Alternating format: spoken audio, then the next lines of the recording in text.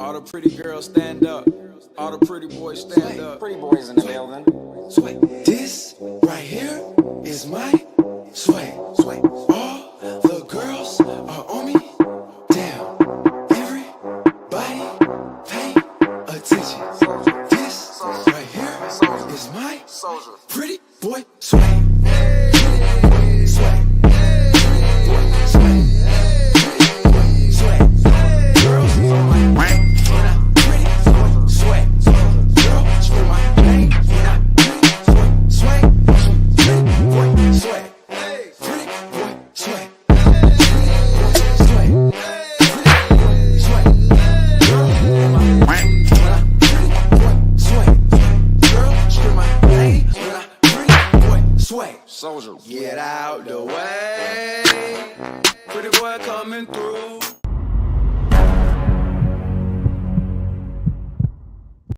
Man, oh man, what a year 2024 has been. For comic books, for movies, for drama, everything. Everything related to the hobby has been crazy.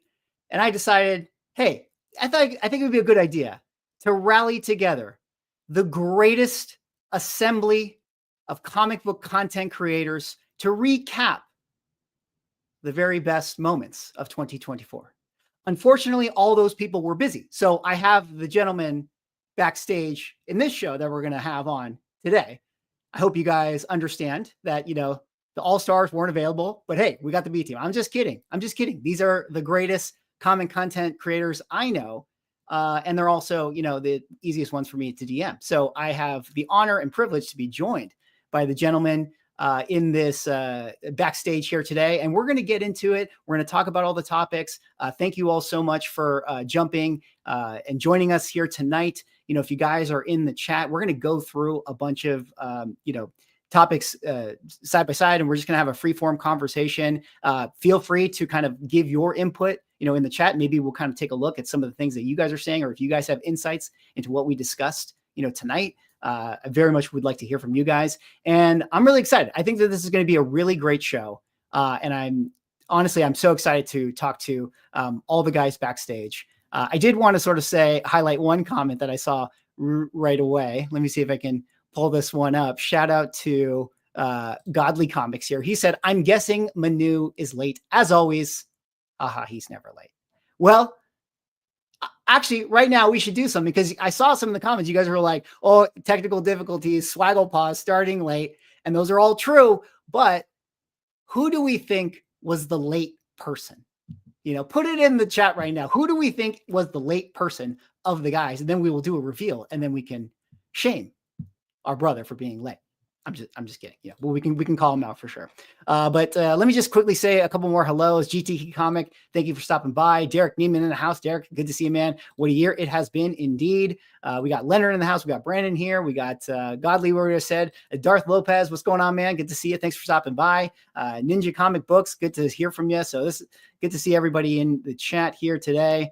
Yeah, it's going to be great. Now, before I bring on our esteemed guests to dive right into our topics, I did have to give one little shout out, one call out to the sponsor of our channel here, Dynamite Entertainment. Quick message from them, guys. Dynamite Entertainment has their 40th anniversary Thundercats Classic Years Omnibus. This is a current backer kit that is going on, $115,000. 853 backers with 8 days left. This is a omnibus collection of the 80s Thundercats. You guys can see they were able to kind of create some new covers for it, some new designs, some new layouts, all the original artwork, lots of extras from the original creators. So if you're somebody who loves Thundercats, you're interested in, kind of that nostalgia hit, you like David Michelini's work, Jim Mooney, all these guys, be sure to check out this backer kit, their 40th anniversary. Link is in the description. If you guys want your omnibus, you have 8 days left to do it. So shout out to Dynamite Entertainment. We appreciate you. Now, without further ado, I want to bring on our esteemed guests in no particular order. We have Drew from Como's Comics. We got Rob from Neo Cards and Comics. We got Lawrence Mighty Comics. We got Ryan Automatic Comics, and we got Manu, the 99 newsstand. Gentlemen, how are you doing? Merry Christmas. Merry Christmas. It's good to see you. Merry Christmas. Doing good. Well, the answer is now known. We all know that Mr. McClay is late, but hey, Yeah. he'll be here. I'm sure he will. But fellas, thanks again for, joining the stream tonight. We're just going to have a free form conversation. Again, the goal of the show is to sort of recap some of the biggest stories, biggest events that happen. We'll kind of weigh in. I'll do my best to kind of hone the conversation or steer it in certain directions. But I think, of course, one of the obvious places that we need to start, which of course is in the title, aptly the very first thing that is in the title, is we're going to talk about CGC. Now, there's a lot to talk when it comes to CGC. There's a lot of things to discuss. But because we are all fair and we all call balls and strikes, and we all know that tonight we're going to lean into our punches and tear CGC apart for the year that they had, what I would like to do is start here with the hobby hero himself, Mr. 99 Newsstand. And we can go around the circle, but I'd like to start with you, Manu. Tell me this. Yeah. Do you all have things that that up? go on Where is CGC. the hobby hero? We cannot do Of course, he has it handy. There we go. Oh, yeah, Hobby yeah. hero, he was prepared. There he is. There he is. without the hobby hero. He just had to club. pull it Shout out from Matt underneath his Nelson. pillow right quick. Shout out CGC. Shout out Matt Nelson. I have slept every night on this. It has not been great for whatever a hard surface is not great for sleeping on, but yeah, here it is. And shout out to West Coast Dave Vengers as well. Shout the out. other half of the hobby hero. But Yeah. Manu, let me start here with this. And let me ask everyone here in the round table about CGC. Yes. What has CGC done well this year? Do you have some praise that we can give him? Can we compliment Sandwich CGC before we tear them apart? Manu, I want to start with you. What has CGC done well this year in your eyes? Wow, you really? Wow, that was, oh man, this should not be this difficult. But I mean, I guess that says something. They graded my 9.8 Malibu Sun 13 error correctly and sent it to me flat in a perfect encapsulation, and I was able to sell it for over $14,000. They did that correctly. Or did they? That was one of oh. He doesn't care at this point. He's good. It's not yours I anymore. I take pride in that. They did well. I was on a hiatus from grading, still am. That was one of, I think, 2 books I graded all year, which is very different for me, but very intentional, had to happen because I didn't want to just sell it for $2,000. So they did that well. But outside of that, I know that wasn't the sort of answer you're looking for. Not completely fail. That they did all right. That's something. Yeah, That's I don't definitely have something. too much great to say about them because I have such high expectations for a Well- trusted third-party authority, and they didn't live up to that. So I'm struggling finding something nice to say. Hopefully someone else could cover for me. That's fair. Lawrence, you were nodding. What about you? What do you got? What's one thing CGC has done well this year? And I'm going to give the right answer, in my opinion, is nothing. From the beginning of the year, when Manu broke that story with the swap gate, all the way down to Ben Gate, I mean, even them lowering prices or giving deals like around that July area for that month, allowing people to get a better pricing if they submit like 25 books or whatever. To me, that was just like, I took that as like an insult after everything that happened. That, all right, so if someone submitted whatever it was, 25 books, which to me was ridiculous. You're going to say to me, all right, I'll give you the discount if you submit 5 books. I would have been like, all right, that's a deal. Because how many people submit 25 books at a time, unless they're like a pre-screen modern stuff? So that's my answer. Lawrence, I agree with you. Sorry, Fair enough. but I do. What about you, Ryan? You got something in your mind that they've done well this year? I mean, I was actually like, when you said it, I started thinking, and I legitimately, like, I'm not trying to just be like, oh, let's crap on CGC. Like there's nothing that they did that I feel like deserves being called out as positive. Like they've still like done their job. They've graded books. They've made some big mistakes, like we know they've made some big mistakes, but there's nothing that I can say is like, I mean, maybe JSA, that was this year, right? Yeah. Like we could say, I guess I could give them that. I'll say adding that capability was, I think, something that not many people saw coming. Like a lot of people might say, like, why hadn't they been doing it? But I'll give them JSA. We'll say that. Yeah. What about you, Drew? You got anything? I'm going to flip the coin here. Everything everybody said, they have generated millions and millions of dollars of free press, whether it's in YouTube, in the comic book nerd websites. Everybody's been talking about them. Outside of what they've had to pay to fix the things they've screwed up, it hasn't cost them anything. So they are still, obviously, look at this stream tonight. They are top billing of everything that happened in 2024. It doesn't matter, there's that age-old saying that I can't remember what the hell it is right now. But there's no such news as bad news, or I don't know, whatever the hell it is. No press is bad press. That's the saying. Yeah, that's right. It's just copious amounts of free advertising, their name out there. Who cares if it's not tied to necessarily good things at this point? They can fix it. They're still top of mind, and maybe not be necessarily something they've done, but something that's happened to them. But I think that's probably the best I can offer at this point. Drew, you Fair are enough. so polite when it comes to CGC. My goodness. Yeah. I've just hit the point of indifference. Like, I am so tired of their shit. I don't care anymore. I love Drew is Spider-Man. He's pulling his punches. Neo, what do you got here for CGC? You got any praise to give them before we tear into them? I mean, they survived the year, I guess. I think JSA is the one legit thing that you can point to that was like, that was a good value add. Probably smart of them to do that now, because that happened before we knew PSA was officially coming to the plate. So that was good for them to add that to the fold. Didn't they lower prices this year too? Wasn't that a thing at one point in time? I think they did that once, yeah. They did. They did a sale. Yeah. That's about it, I think. Well, I mean, you can say they technically overall lowered prices because they increased the discount with the different tiers of membership that you have. So that was kind of like the lowered, decreased prices, increased turnaround times. Right. Laid off a bunch of people. And I put up CGC books tonight just to make so people can call me a shill. I had raw books up there. I'm like, nope, putting some CGC books up behind me. All of us that are heavily critical, we all own CGC slabs. That's part of the reason why it's so critical. I don't think I own any CBCS anymore. I only own CGC. I own more PSA slabs than I own CBCS slabs. That's a rare situation. That is also true for me. Wait, how many PSA slabs do you own? Is that a play on words? Are you talking about cards? No, I own a PSA slab. But you I own one several PSA slab as well. slabs. No, he said I own no CBCS. CBCS slabs. Oh, my bad. I apologize. Okay, got you. Yeah. All right. Well, let me kind of wrap up this thing before we kind of move into obviously what we really want to talk about with CGC.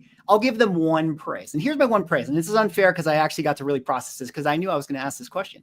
But they did do the thing on social media where they had this like Ask CGC thing, and it was like their attempt to be transparent. And this came after sort of the Reholder Gate. Now, it had these videos with like the girl walking in the office and like the camera moving backwards and all this stuff. And some people did reactions to it and they like totally tore apart the videos because frankly, they were bad. But I respect the attempt to do that. So sorry. Please. No, you are right. They did that. They also fumbled that though. And the reason I say that is because you mentioned the hashtag AskCGC. The mechanism of discovering, organizing, and being able to reply to hashtags is fundamentally shifted from the inside of Meta. Hashtags don't aggregate the way that they used to anymore. So to put it out to your audience on a post, use AskCGC as your hashtag absolutely means nothing because they don't aggregate in any one area and they never see the questions and they never answer them. And to say use Ask CGC in the comment section, well, that's just stupid because if you're already in the comment section, you're already getting a notification and only one hashtag registers per post as that unique hashtag. So they fumbled that. They didn't execute it properly. But in theory, I do agree with you. It was a good effort. They didn't actually want to answer the Yeah, they didn't want to answer the questions. No. It's the perception that you're going to get your questions That's answered. what I don't like about them. They don't actually mean any of the sincerity, any of the good stuff. It's all just marketing, and they don't even do that right most of the time. The best marketing they did was for CBCS, and that was giving them the banana play. Yeah. Well, we're going to get to the banana play. I did want to put a bow on that before we get there, though. It is interesting because they did start the Ask CGC thing after Reholder Gate, but kind of quickly dropped it. Like certainly in the last 6 months, they haven't really been doing that anymore. And I think that that's kind of interesting because of other scandals that they came across, and we'll touch on those. But before we do, we have to really discuss Reholdergate, because can you guys believe it? That started in December, basically went into January. I was going through my catalog of videos and I was like, my God, like it feels like 10 years ago, you know, but that was at the beginning of 2024. They had Reholdergate. And here's the thing I really kind of wanted to ask, because I don't think we need to like talk about what specifically happened and recap it. Right. The question I ultimately have is, and maybe I can start with Lawrence here in terms of how you feel about this, but after that happened, after the book swapping, I did a live stream where I was kind of during Christmas where I was recapping some of the top hottest CGC books with Key Collector and stuff. And I noticed a lot of the hottest books were Mark Jeweller's record sales. And even with all that and everything that happened, and shout out to Darth Lopez in the comments who said, like, you all come back to CGC. My question to you guys here is, how much did Reholdergate actually hurt CGC? Lawrence, what do you think? I was thinking about this today before we started, and I don't know how much it hurt CGC, but the biggest thing that I've noticed, and this could be just a coincidence, but if you take a look at that list that CGC put out, which we all know is only really a fraction of the books that probably got, you know, handled with this whole situation. ASM 300, ASM 194, Hulk 340, a bunch of those copper bronze books have in a 9.8 have absolutely gotten demolished this year price wise. And I still think to myself, if that didn't start the larger decline, I do think it hurt CGC because that was huge. Some people said that, you know what, it really wasn't CGC's fault because it was a third party doing this thing. But then obviously everybody wanted them to update their cases, which they really didn't. They added like a little security measure. But I really think it had more of an effect on those books. Certain Silver Age books were on that list, but most of them were copper and bronze. We could take ASM 300, where at 9.8 at the beginning of the year was around $3,000. I consistently seeing now on Elite Comics 11 or whatever on Instagram for around $2,000. Hulk 340 was a $1,500 book in a 9.8, now under $1,000. New Mutants 98 was another one, $1,500, now under $1,000. ASM 194, and it just goes down the list. So I think it affected CGC, but it affected the books more because I think a lot more people were staying away from those books, a lot available, driving down prices. Right, right. I'm still not convinced that all those books were still well above their like 2019, 2020 prices. Like that's still my go-to on this, is that a lot of those books were still, I mean, even like Hulk 340, I still wouldn't touch like a 10-foot pole. Like that book is still super high priced, especially in a 9.8. I don't know about the other grades. I'm generally looking at the 9.8s. But a lot of those, they still needed to correct. Like ASM 300 is still high compared to where it was. I'm surprised it hasn't fallen more, you know, and especially when over that comic boom period, not only did the prices spike, but so many more copies got graded because the value is there. So now you have a much higher volume of books that have been graded. So there's just more supply out there, and the prices are kind of coming back down with just like the whole speculation stuff kind of dying out. And so I'm not convinced CGC, like the Reholdergate, is the reason, you know, behind that. But I mean, I'm sure it contributed some, but I don't know if that drove the prices too much. I don't know. That's just my thought. Yeah. Anyone else? What do you think? I still think most people didn't even know about it. I agree. When it happened, like we're in the YouTube bubble that we like live this stuff, and the viewers and commenters are in there with us. But if you walk around a Comic-Con, I bet you a vast majority of the people walking around buying have no idea what Reholdergate is or Bananagate is, you know, compared to the people that do. You know, we get caught in this, I think, sometimes where we make big deals out of stuff that are legitimately big deals, but they don't actually creep out to the wider world. Like most people walking around a Comic-Con are not sitting on comic book YouTube watching videos. Well, and that's like just kind of jump into Reholdergate. That was one of the things that I remember we talked about in like one of our little chats earlier on when that was all happening, how there were like comments we'd see in our videos where someone was like, oh, what was it? They're like, wait till the news gets a hold of this story. That's when it's going to really, you know, kick off. And we're like, we are the news in this. Like there is no news covering this story. It's like, this is it. And that's how it was. And it just eventually just I would make videos and I would have people just be like, can you stop making videos about this? We don't care about this anymore. Like people just stop caring. You know, it's like you have a small subset that still get really loud and upset about it, but vast majority are just like, I don't care anymore. And that's why that stuff, you know, disappears, and why you tend to not get a lot of things fixed, because if you wait 3 months or less, like a month and a half, most things just kind of go into the wind.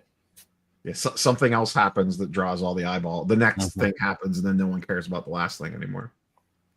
I think, and I could really only speak from the personal conversations that I've had, but I agree with a lot of what everyone's saying. Like I've heard Rob say that before, and I totally agree. Like most people walking around the cons, you know, a lot of them, even if they're in collectibles or in comic books, it's probably just for fun. You know, they pick up a book here or there. Maybe they're not spending 25, 30 grand on a book, you know, where there's a lot to lose if you buy something fraudulently encapsulated or swapped out. But for the community that we represent and that we speak to all the time, I think maybe it's more important to us, and we did do the more important work of communicating it to that community. You know, people that maybe invested in hundreds, if not thousands of slabs, or hundreds of thousands of dollars worth of slabs. Like, we may not have affected the masses, which I'm not even so sure is true. I just don't have trouble agreeing with it, because it probably is likely that it's a smaller, more focused community of people that care about those, like, you know, minute detail. Well, not minute, but, you know, the details in general. But I think we did a great deal of work, and I think we did great work in general, because even if you take Ryan Automatic, for example, he has said many times that he's slowed down his submissions. I've sent in 0 books this year. I still have sent in 0 books this year. That's 100% different from years prior. And it is because of the things that CGC has done, but not just because they've done it. It's because we've created awareness, and awareness was created of those things. I've reduced the amount of books that I submit, and it's very dangerous and risky, and it doesn't feel good when I do submit them. There are friends of ours, mutual friends, that have spent, no exaggeration, over $250,000 on books, impacted by this. And if it weren't for us, they wouldn't be aware that they have something that they need to speak to CGC about, that they have something that they need to be reimbursed for or be concerned about going forward. So those collectors that could be hit the hardest, we've effectively kept them from screwing themselves year after year, and we've removed scammers and possibilities of scamming off of the table. We've had CGC take a new look at their reholder process and a whole bunch of other stuff, which is why there's lawsuit over lawsuit. An inside job got exposed because it was part of these swappings of books.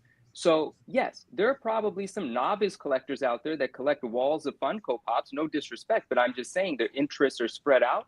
They might not be as focused, but we did help the people that have the most invested in the space of graded comic books. And I think that's why I applaud everything we did. Like, we had a major year for a shift in the way, like, serious collectors collect.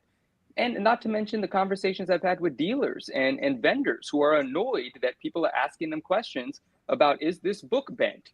That question didn't exist a year ago, you know? And I think it's great that people that are paying attention are asking these questions. Yes, it's a nuisance and it's a pain in the side of people that just want to move slabs as if it's a bar of gold and it's a commodity. It isn't. They aren't all the same. And these details matter, and we have brought those details to the forefront. So I think we did a tremendous job for the community this year. Yeah. Rob or Drew, do you want to kind of put a cap on that before I slightly shift to the next CGC discussion? Yeah, I think from my vantage, the main thing that hurt them is much noise as Reholder Gate made. I mean, the books that were impacted by that are literally, you know, the most graded books on the census, you know, like ASM 300. You're talking about still as many as there were. It's the tiniest little fraction. So I think most people are willing to roll the dice on that. You're probably a higher risk of getting killed in a car accident driving to a con to buy a book than you are to buy a tainted ASM 300 or Xmen 266 or something like that. So I feel like most people saw that whole issue as, yeah, it sucks, especially if you're somebody that's holding that bag. But I think looking back for the whole year, the thing that is going to have the larger impact on them over time is the whole Bengate thing, because Ryan hasn't submitted any books. You can't be just. We're not jumping to topics here. Ah. You know. I'm trying to segue. It's called a segue. You're trying to segue, but good segue, Drew. Good segue into the almost. I think that's going to be the bigger issue. We made a lot of noise about it, noise that needed to be made. I think it put CGC probably on more people's radar right out of the gate for 2024 than maybe it otherwise would have. But because of that, everybody was watching when some of the other things started happening. So I feel like it was kind of the first shoe to fall on their lackluster 2024. Yeah, because I mean, I was like I had mentioned before, I was ready to start resubmitting again earlier this year, and I did not because of Bengate, and that is why I'm still not, because I don't know if it's actually resolved. Right. Well, we're gonna get to Bengate for sure, but we have to kind of go in 2024 order here, and it's interesting because my quick little thing is I think it did affect the market, Reholder, but at the same time, with Reholder, it didn't feel like people quite understood like the integrity of the entire company just got undermined with Reholder. But people were sort of like, bad apples will be bad apples. And people weren't really on board with that. But then we got that interview with West Coast Dave and Manu, and Manu happened to ask the question about Ultimate Fallout 4 9/9s. Why aren't there any? And that was interesting. Started some conversation. And then that led to a grading video come out where Sean from CGC explained what 9/9s and 10s were. And he did the whole pile of it. I can't believe that video. And that opened the floodgate. I would have pulled that video. Mm-hmm. Yeah, I would have pulled that video if I was CGC. That opened the floodgate for the entire conversation to really start to go to 9/9s. And all of a sudden, the temperature of the pot on CGC is getting turned up even more. Now, let me throw this to Ryan here, because Ryan, you've done some amazing 9/9 videos all sort of throughout the year in terms of covering that, but then also kind of following up on it. But I guess sort of my kickoff question to you, and you can go wherever you want to go with this, is, in all of this with CGC going to 9/9s, it sort of feels like a mandate, a company mandate. And if I'm going to be the most charitable I can be to them, they're sort of thinking to themselves, you know what, by our grading standard, to kind of Manu's original interview, it's like, yeah, there should be Ultimate Fallout 4 9/9s. So let me start here. CGC effectively is changing its grading standard here in 2024. Should they do that to realize the standard that they themselves set for grading, or should they keep to what the community has accepted, which is 9/8 of the top of the census? What do you kind of think? I mean, honestly, I think that they should grade them the way that they are. It's like if it's a 9/9, they should give it a 9/9. It sucks. Like it's one of those things where it really does. It's not fair to all the people that should have had 9/9s before that then are ultimately going to, lost out on, thousands or tens of thousands of dollars because of that. But it's also not reasonable to say like, oh, well, now you shouldn't grade them correctly. Like, we don't want that either. Yeah. Now, my general feeling on 9/9s, even though I just find them interesting, so I like making the videos about them, but it's such fringe like comic grade, especially when you're not talking about like super moderns, because I'm not talking about the brand new stuff like they were showing in that grading video. I'm talking about the old like vintage 9/9s, and I mean there's so few of them. It's not like most people are never going to own one of those. And so I don't really care that much. But it still feels like they didn't really handle it. But that's generally how it is with CGC. I feel like they never really handle it well. They never handle that transition well. I mean, they should have basically just said, does they never want to apologize? It should have just been like, we weren't grading them right in the first place. We apologize for that. We are going to start grading them correctly moving forward. But I don't know what the legal issues are if you say that kind of thing. Like that's always the challenge there, where like if that would end up biting them. But I mean, just the fact that we've the number of 9.9s that we've seen, and like some of these submissions where somebody's submitting like 25 vintage books and getting 10, 15 9.9s back. Like that also feels off. Like there's something unusual with those two. So maybe they're still trying to figure it out. It really is like some people are easier than others. I don't think they take a close enough look at those books. I think we all think that they, like, if somebody, it used to be, I think we all felt that like if it was a 9.9, it got looked at by like 2 or 3 other people at least to be like, yes, this is definitely a 9.9. I don't get that feeling anymore. I get the feeling like that. And this is, like just from a little bit from talking to some people. So getting some information on this kind of stuff kind of seems like the final grader has the say. Like you have that, like if the pre-grader says it's a 9.8 and the final grader says it's a 9.9, that book is a 9.9. And I think there is one grader that ultimately matters when they're grading these books, whether there's multiple people looking at it. That final grader is what matters. And some of those final graders, I don't think they're very good. I think they're doing a pretty crappy job. To me, it just feels like every time, and Manu touched on this earlier, every time CGC puts out something like some type of marketing, it seems like it blows up in their face. Like talking about the 9.9s, who Ryan was just talking about the vintage 9.9s. Who ended up with a few of those vintage 9.9s? Comic Connect, right? Like I definitely seen. I mean, Reese's had a bunch of them. We saw them all pop up on their website. I think that they thought it was going to be a good thing. I didn't know. And it ended up blowing it up in their face because, like Ryan just explained, it's just like every time they try to push something out, it blows up in their face. It's been a year-long thing of that. But I am also not the type of person that thinks that like they're just like handing them out to like necessarily like Comic Connect or Comic Link. When I did the video about that silver Spider-Man #1 where somebody got back like it was like 12 9.9s.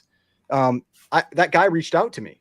It was just a guy that had bought, what did he buy? He bought like, it was like a lot of 100 copies off of Whatnot and was just sending them in blocks of 20. And just one of those blocks caught, like all the other ones he had gotten 0 9.9s. And one of those blocks caught that, all those 9.9s, which makes you go, it's like, they're probably not different than those other books. And that's probably like some grader was like, oh, this is really nice. And they're just like, they did that whole like comparative grading garbage. And then they're like, oh, I guess they're all 9.9s, And so I don't know that I think was, to me, was one of the bigger shocks was the comparative grading. Right. And that was from that. I mean, it started with that YouTube video, which is why I'm surprised it's still up. And then it got, Matt Nelson's was like, yeah, that's what we do. When he was interviewed on Mickey's channel. Mm-hmm. To me, this was the bigger thing for, let's say, in the first half of the year, this was the thing that fired me up the most because like Mighty was saying, it's like everything they do, they just set it on fire and it just goes to crap because they came out and basically said, yeah, we did this wrong. We did this wrong because we didn't have enough time or enough labor to actually do our jobs correctly. If you would like us to fix that, please send your books back in so we can charge you and actually grade them right this time. And then the comparative grading thing comes out. And it's just like every layer of this turd onion you peel back is stinkier than the next. It just, this whole thing just drove me absolutely crazy this year. And again, as we haven't talked about everything yet, it got swept under the rug by the next thing they messed up this year. And I never felt like I fully got to exercise the demons of that whole situation. Well, you certainly will. No, then the next thing, which is Bengay, which we will get to that in a second. But before we do, I don't know. Like, what do you think, Manu or Rob? Do you have any little 9.9 touching on stuff this year? We had the giant size Xmen 199 that set that record. I have a little bit I want to say, but Neo, you got something you want to go at first? Just that it's a great business model. If you're not getting a lot of submissions, then because of a lot of other nonsense and drama, and all of a sudden you're like hey, all those 9.8 you got laying around, you want to pay us to take a second look at them? You know, Well, It's, let me just stop it's right there a and lot of money. ask: do you think that was on purpose because of Swapgate? Do you think they Yeah. said, "Well, let's kind of get their mind off of that by announcing this"? On purpose, no, but I'm sure that it was not fully on purpose, but I'm sure that it was a nice little side effect. Here, can I pick I it up think we from there, give too Rob? much Oh, go credit ahead. if we say anything is on purpose. Yeah, Yeah. That's So happy I don't- accident might be Yeah, better. happy accident. Exactly. happy accident is good. And I want to touch on that. I don't want to get too sidetracked. We have someone in the chat named Devil Jin, I believe it is, and I don't think he knows many of us very well. Devil Jin, thank you for all of the like really thoughtful things you're saying in the chat. I want to touch on them, but they keep coming in and the chat's moving, rather fast. But I think we agree on a lot of things, and I think maybe you just don't understand my position on some things because you don't know me. So I'll elaborate as I see them come in, but just stick around, you'll see. But about these 9.9s, so I personally, I've always said this, and I understand the idea of saying, oh, it was on purpose for it to be a distraction. And had that conversation gone in a different way, I might be in agreement. I might agree with that. But since I am fairly confident that it wouldn't have come up had I not brought it up, and that's what makes me think it wasn't planned. And there were certain talking points in that conversation that were discussed prior, because there were certain contingencies from CGC side where there are things that we were not at liberty to ask. And they weren't anything major, but they were just things that would have exposed too much that they were trying to sort through at the moment. So we couldn't ask. But the 9.9 thing was not pre-planned in that way at all.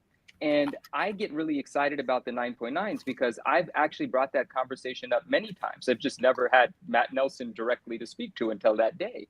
Because it was always concerning to me. How come there's these books like Ultimate Fallout 4, 6,000 9.8s, no 9.9s? Of course there are 9.9s. What's the reason for that? Why is the mechanism of giving these higher grades broken?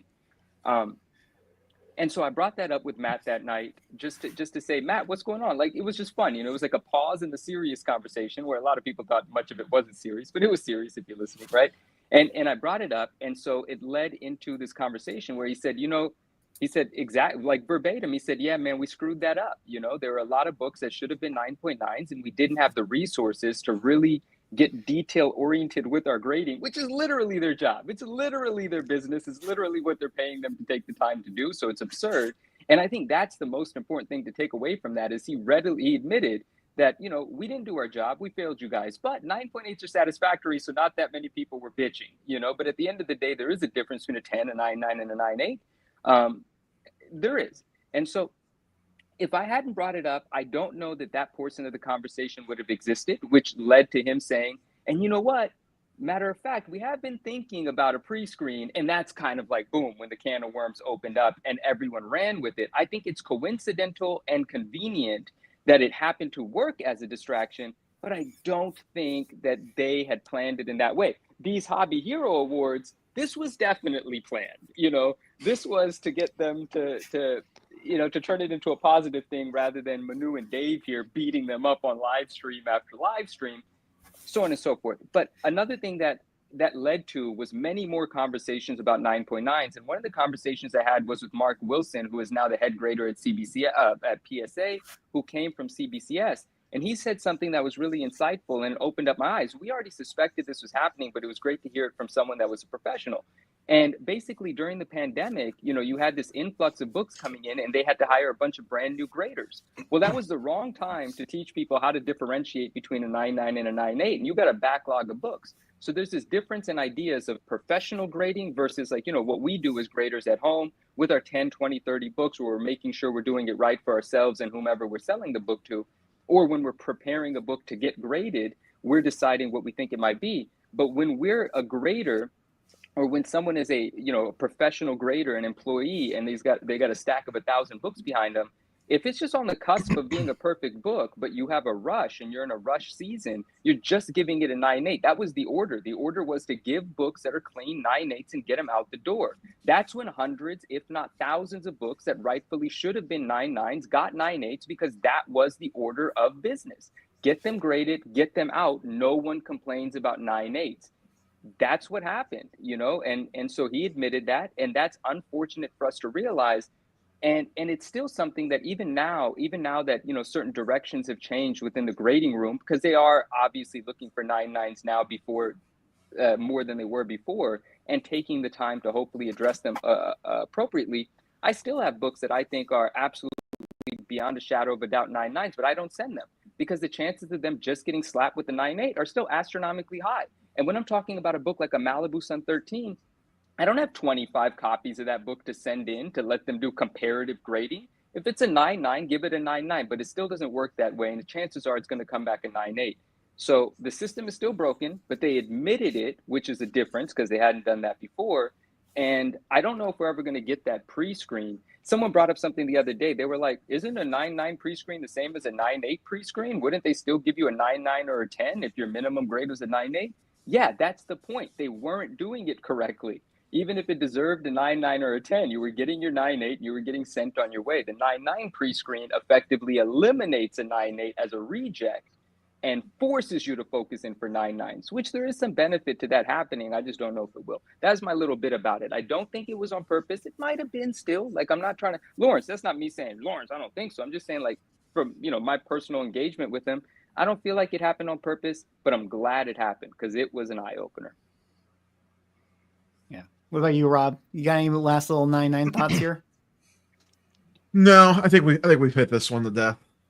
Yeah, for sure. Well, it's interesting, you know, because after having talked to Matt and understanding their perspective and where they come from with a lot of this stuff, I think my perception of what CGC does, which is like, we are this like neutral body within comics, and we, you know, grade these things, and we have this very set thing, and, you know, JSA, we don't care, like, because we didn't see it, it's not an autograph. A 9.9 is this and that. You know, I thought that they were that. And what I have come to realize is that I do think that in what Lauren said, and some of you guys have said, like, I think they thought that people would be excited about this. Like, in their mind, it truly is like, aren't you pumped? You got a 9.9, like, go get that bag, like, go make money. You know, I think they're actually excited about that, but I think they got the backfire on it because this is where the temperature got turned up quite a bit. And I can notice it in my comment section in the videos. Like, obviously with Reholdergate, it was like one thing, and people were like, CGC really messed up and it's a scam. But then as the 9.9 thing came out, and basically anytime I talked about CGC after that, the top comment, top like comment would be CGC is the scam. You know, like, that was guaranteed. So you could just tell that was where the culture was. But then we move forward to the, maybe the biggest, most, you know, worst situation that they had this year, which ultimately ended up being the Bengate. And now, Drew, I will go to you. Take us through this. I mean, what were you feeling? You know, you've been chomping at the bit. You get into the Bengate situation, and now the temperature, now the pot's boiling. Right. So luckily I slid right in before this. I had an order come back right as this was starting to break. Thank God everything was okay. Because I sent some pretty major stuff in. But yeah, you know, when these books started showing up, and I'll be honest, by that point, I'd pretty well checked out on CGC. I'd had my fill of CGC for the year. So I didn't go into it that much when it first started happening, but it's been resilient.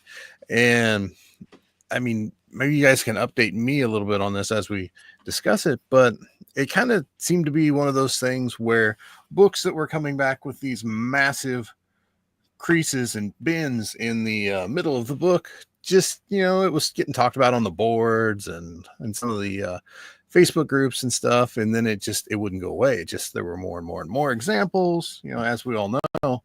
And then eventually they're like, oh yeah, our inner wells are shrinking and damaging all these books. We have no plans to change anything. Yeah. Okay, that's great. Great, guys. So from my vantage point, what is it, like, within acceptable parameters or something garbage? Yeah. Like it's like, oh God, what are you doing? Massive color breaking spine crease is within our parameters. Sorry about your I mean, let's just all be thankful we buy the label, not the book. It's true. So this Label is all collectors. it works out. Well, let me ask this, like, Rob, Rob, to you, is it telling that throughout the year, we start with Reholdergate and they come out with their press reports and they do their whole thing and they talk about it and, here's the books and here's the list. And then, they have the Ask CGC, transparency is important, Then we get to the 9/9s and, it's they're getting a lot of backlash, but Matt Nelson still comes on the channel. He still does an interview and he still talks about it. And then we get to Bengate here and like one little like tweet, like, yeah, we're aware, we're looking into it. And no Ask CGC, no nothing. Like we are going to dig our head in the sand. Like, is it telling that this is clearly their biggest issue? I think you could definitely lean into that one for sure. Because if they really wanted to get in front of it, they could. I mean, it was an easy thing. Just say like, "Hey, we realize it and we're changing it." Like if it was the inner well, just get new inner wells. Like I don't understand why they really drug their feet on this. And I don't honestly know. Do we know at this point, is it actually solved? Are books still coming back? I'm not convinced it is. Like it might be someone. It's not something I've been looking into as much anymore because the main reason I was looking at first was, I mean, obviously it was crazy it was happening, but then it was because I had a bunch of books I wanted to send in and I'm like, I'm not doing this now. And I just haven't been motivated to want to send them in again. So I haven't checked, but I thought, didn't that board thread get deleted? Yeah. Yeah, they're deleting messages. Oh God, it's so good. They're like wiping stuff on the boards. So how many hundreds of pages did let me just clearly do this. Let me just clearly talk about it, and then let me throw it to Lawrence or Manu. But like so you guys know, with Reholdergate, there was that long forum that went on for pages and pages and pages and pages. With Bengate, that started, and that forum on CGC or that thread on CGC's forums got removed. Now, tinfoil hat, they wanted to make it go away. Again, the most charitable version I can give to CGC is apparently they decided to purge their entire forum because now their forum is really just like a customer service thing, as opposed to like, this is a social media where people can talk. So I don't know, coincidence. This was explained based that they're having all the layoffs and stuff. They let go of the CGC Mike, the moderator. So, again, I'm just being somewhat charitable, but I'll let you guys kind of pick it up there. I mean, if the CGC forums didn't exist, like how much of a different year does CGC have? I don't know that it's that different. The boards did do a lot of good research on Reholdergate. That's what I'm saying. Like, I mean, Reholdergate, a lot of the buzz for Bengate came from that. A lot of the other stuff. I mean, I'll say the Bengate stuff I heard from Facebook first. So that's where, yeah. So I'll say the Facebook groups then they're not going to be controlled by CGC. So they do their part too. That was going to be my point, is that now what I typically refer to as the olds, the old fashioned style collectors, who came about the chat board era of the internet. Those guys are all on Facebook and stuff. So there are still many outlets for that kind of information to get out and to aggregate to a certain extent. But the fact that it's actually CGC problems, that, you had all of the interested parties kind of gathered there to really kind of dive in, I think it helped expedite it for sure. I just imagine a bunch of CGC white collar folks sitting around a boardroom table and being like, wait, so you're telling me we have this thing that everyone goes on and complains about and points out all of our issues, and then everyone goes and makes content on it? Why are we doing this? And we fund it? Yeah. We're paying people to like manage this thing, right? Well, they're still paying people to manage it. It's just not called CGC Mike anymore. It's like, like CGC moderator or something like that. I'm sure whoever they're paying is a much less salary than whatever Mike was making. Yeah, what a great thank you for Mike. Just have him take all this shit for years and years and lie on behalf of CGC and then let him go. Like, they're a disgusting company. Cameron said something here, and he said it's not completely solved. Bry, shout out Bry, just did a submission and made a video on it. I don't know if I saw that video or another one, but I was going to say the same here. It's not entirely gone. They're not getting these like super aggressive bends, but there's some mild bending that didn't exist before. Or some people will point out of like, hundreds of books they've graded, I had one 20 years ago with the bend, as if that means Bendgate existed then. It doesn't. It became a pandemic of sorts recently. That's the reason that it's a conversation, not because from time to time it used to happen. And so maybe they've resolved the dramatic bending, But I'm still curious as to, what the mechanism of resolving it was. Because I remember they once said, we've gotten rid of the inner wells that are causing the problem. And now we're putting your books in a larger inner well, which will lay flatter or something like that. And it's like, but wouldn't that possibly create a new problem? Like my book moving around more in the inner well? So I'm really not sure what's happening. I'm still reluctant to submit. But yeah, people that grade and do videos about it have shown that it isn't entirely gone yet. Oh, and one other thing real quick. We talk about Reholdergate and we've called it Swapgate, but we missed a little point. I mean, we summed it up, but we missed a little thing. Yes, the Reholdergate first put a magnifying glass on the Reholder process. But then shout out Immaculate Comics. He did that YouTube video showing how to open up a slab with a heat gun, put in a different book in an inner well and reseal it. His video did well. I did a reel on it. That reel did super well. That was like Reholdergate 2 turned into Swapgate and opened up this larger conversation about you don't even have to submit and use their reholder process. You could just swap them out in your basement. That's why that list of 300 is probably. They're very true. I kind of associated the two of them together, but yes, that is a good distinction. Thank you. Drew, I think that was Lawrence's point earlier, though, where I think you had said that we know that there's a lot more books that are involved than what's just on that list, because that list is, I believe, what he submitted.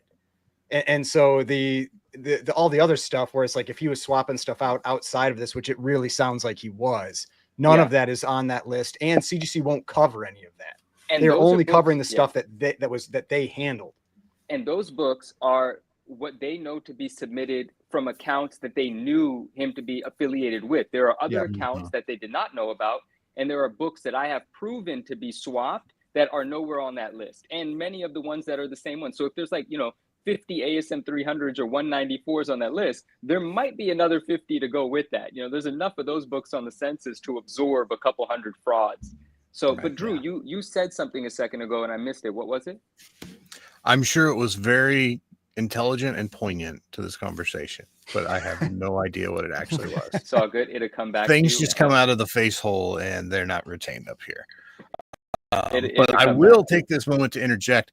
I don't know how long you guys have been back in the hobby and stuff like that, but I can tell you this makes almost 12 going on to 13 years that CGC has had various different problems, specifically regarding their inner well. So in 2012, you had the Franken slab situation where for the second time they redid the outer well and the inner well.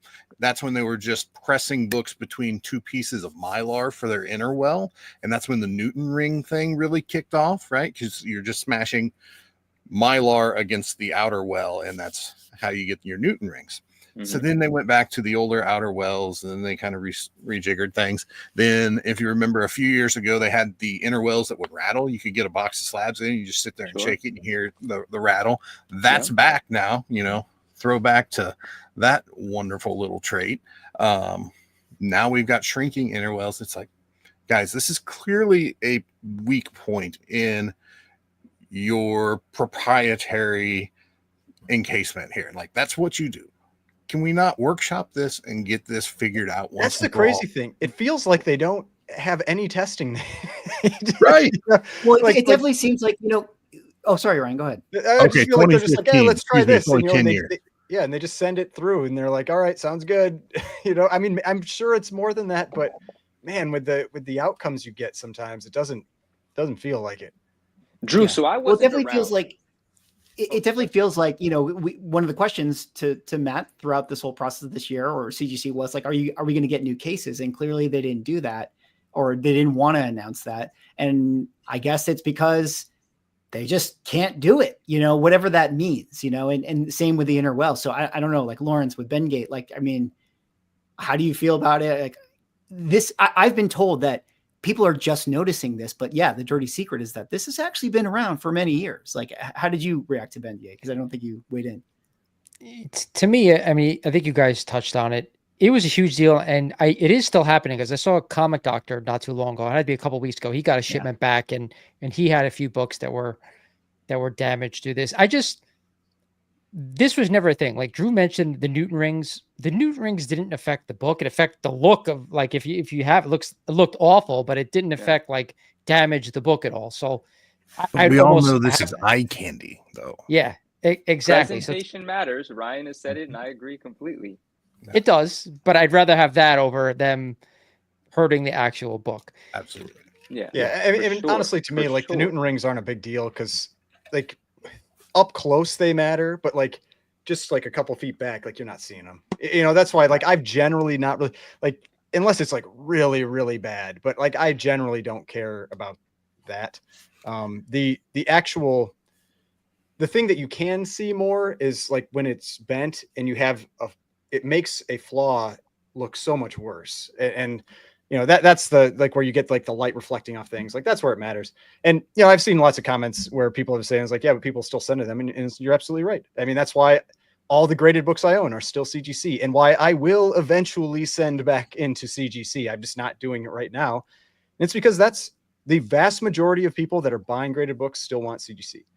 You know, and I think I saw comments in there too about like the auction houses. The auction houses all use CGC. You know, it's like that is where like if you want to solidify a dollar value in your book, that's how you do it. You do it with CGC. And I saw a comment from what is it, Devil Jin, where he said like his problem is that people complaining about, or one problem is people complaining about grading, Yeah, or one also problem. ones that don't know how to grade. And it's like, but that's the whole reason why I use CGC and like to sell CGC books and buy CGC books.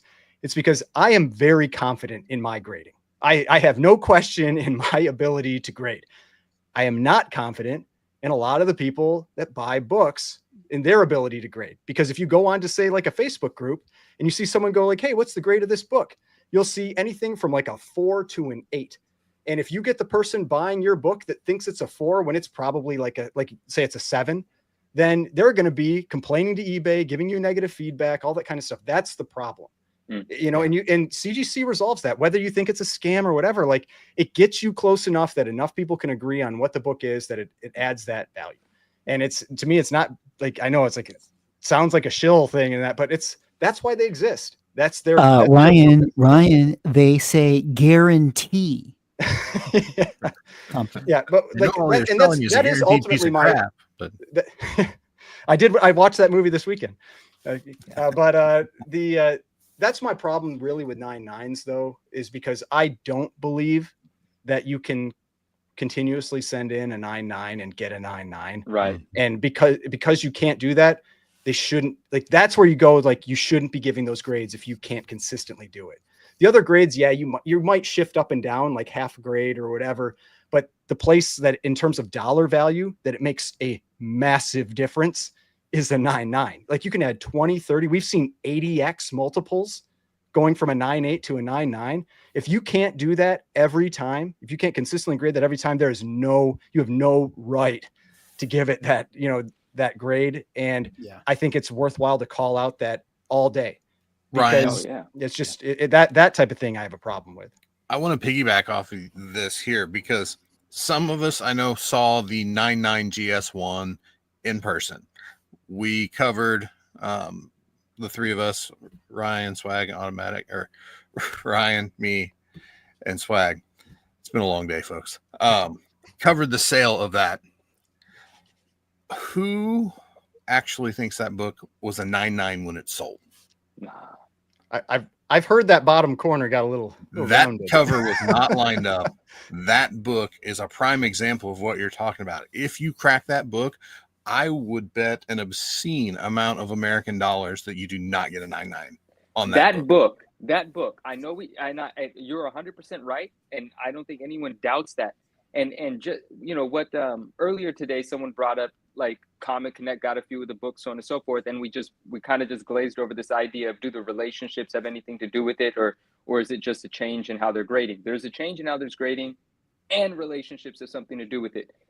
Because at the point that, and listen, I have respect for these people. I'm just talking about what I've observed. This is not a jab at Vince or anything. I want to hang out with Vince. I want to talk to Vince. I like everything these people do. And Mickey and I have talked about, not everything, but Mickey and I have spoken about, if you have relationships, you know, you're kind of going to take advantage of your relationships. You know, if your friend owns the auction house and your best friend's the grading company, you're going to have conversations over a beer where we're going to have to submit our books and hope someone is paying attention. You know, so Well, yeah, I That's mean, with that Giant Size X-Men 1, like I don't remember if it was Vince or if it was No, I think tell it was you, I think it was Okay. in Mickey's interview where he was like, "Oh yeah, we talked about that book," and they're like, he's like, "Man, this is like the nicest one I've ever seen," and it's like, exactly you what should. I'm saying. It's supposed to go in Exactly right. blind.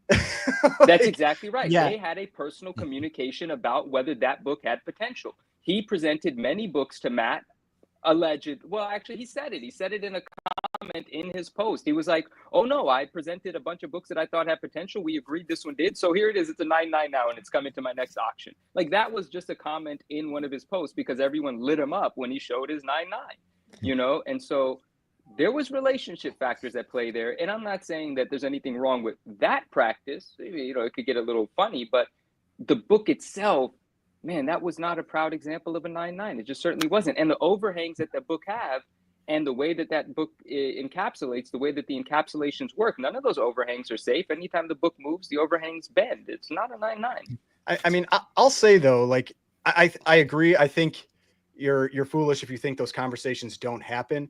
But I do think you should have a problem with that practice because they tell us these are Yeah. supposed to go in blind. Like that's why they're given a number when they're sent into the grader. But that clearly that had to have been a known entity when it got Yeah. to them. Like it wasn't just a number that was sent in. It was like, this is the 9.9 candidate, you know, like, and so that's, I don't think it's okay. I know it happens, but I still don't think that's how things should be done. I'm just Yeah. not trying to piss any more people off. I like Vince. I like Matt. Much love to everyone. We'll hang out.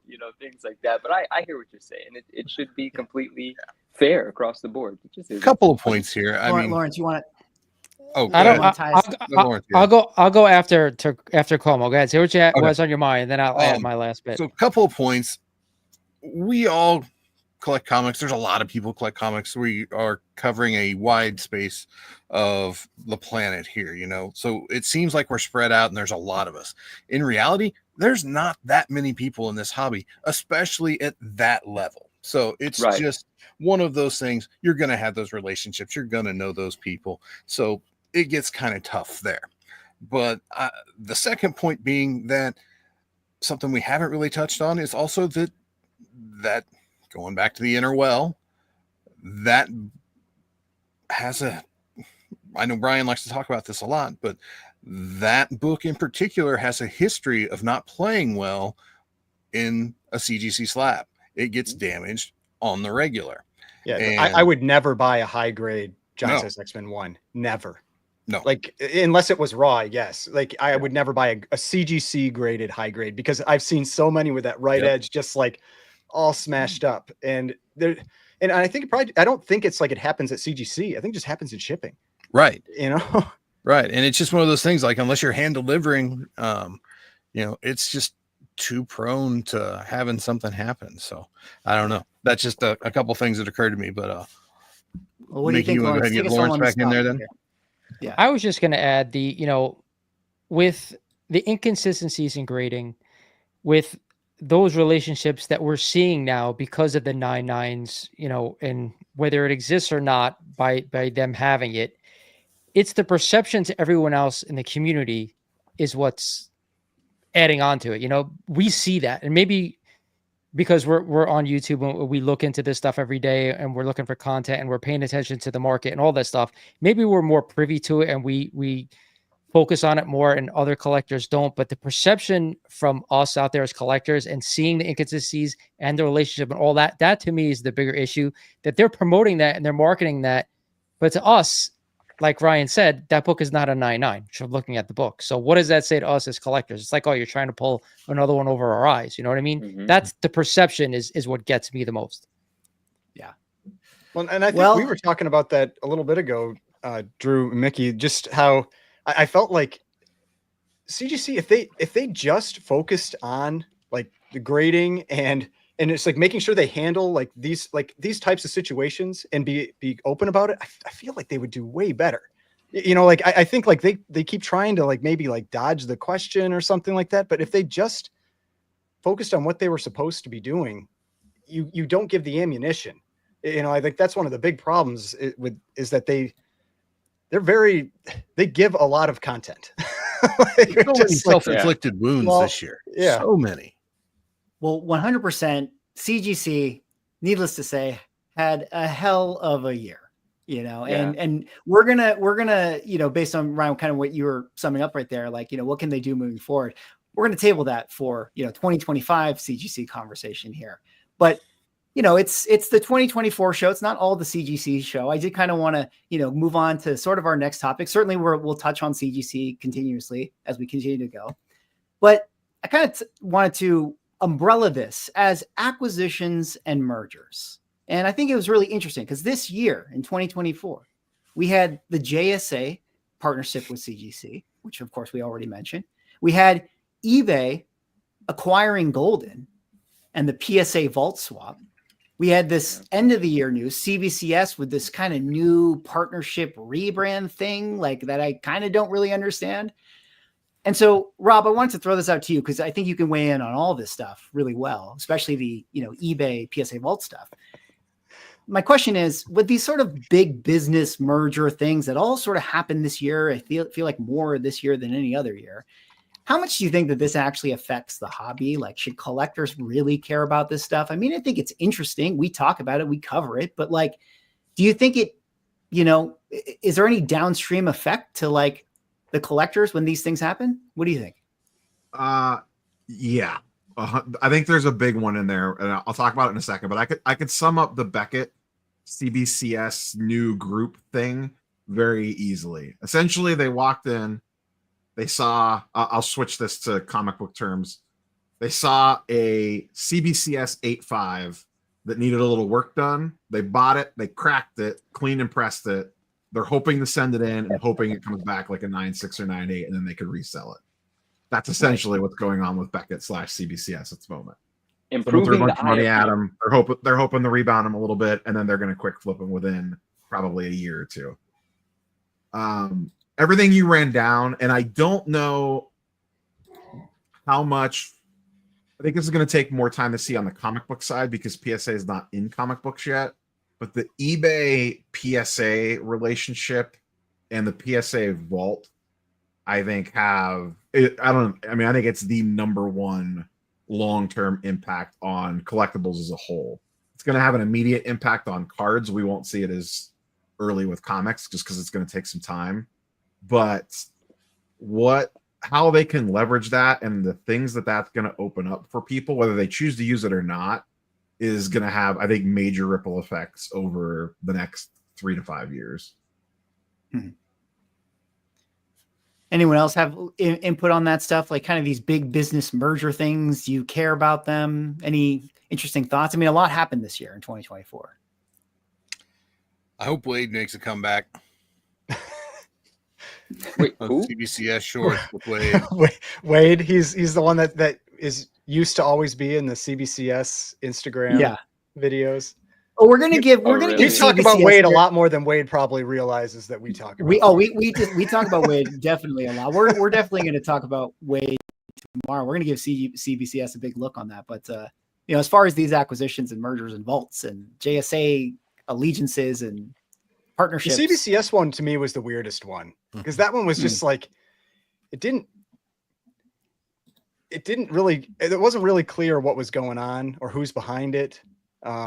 What they're hoping to add, like, and we talked about this, like we thought they might drop the comic side, like because we'll call it the Beckett acquisition because like they may look at comics and go like, why are we even doing this anymore, and just focus on cards.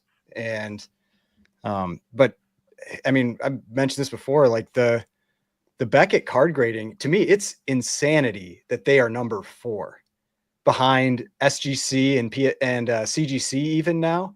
Like they were number 2 forever. It's like, what are they even doing? And maybe that tells you why they're having all the problems on the comic side too. It's just, it feels like they don't know what they're doing over there.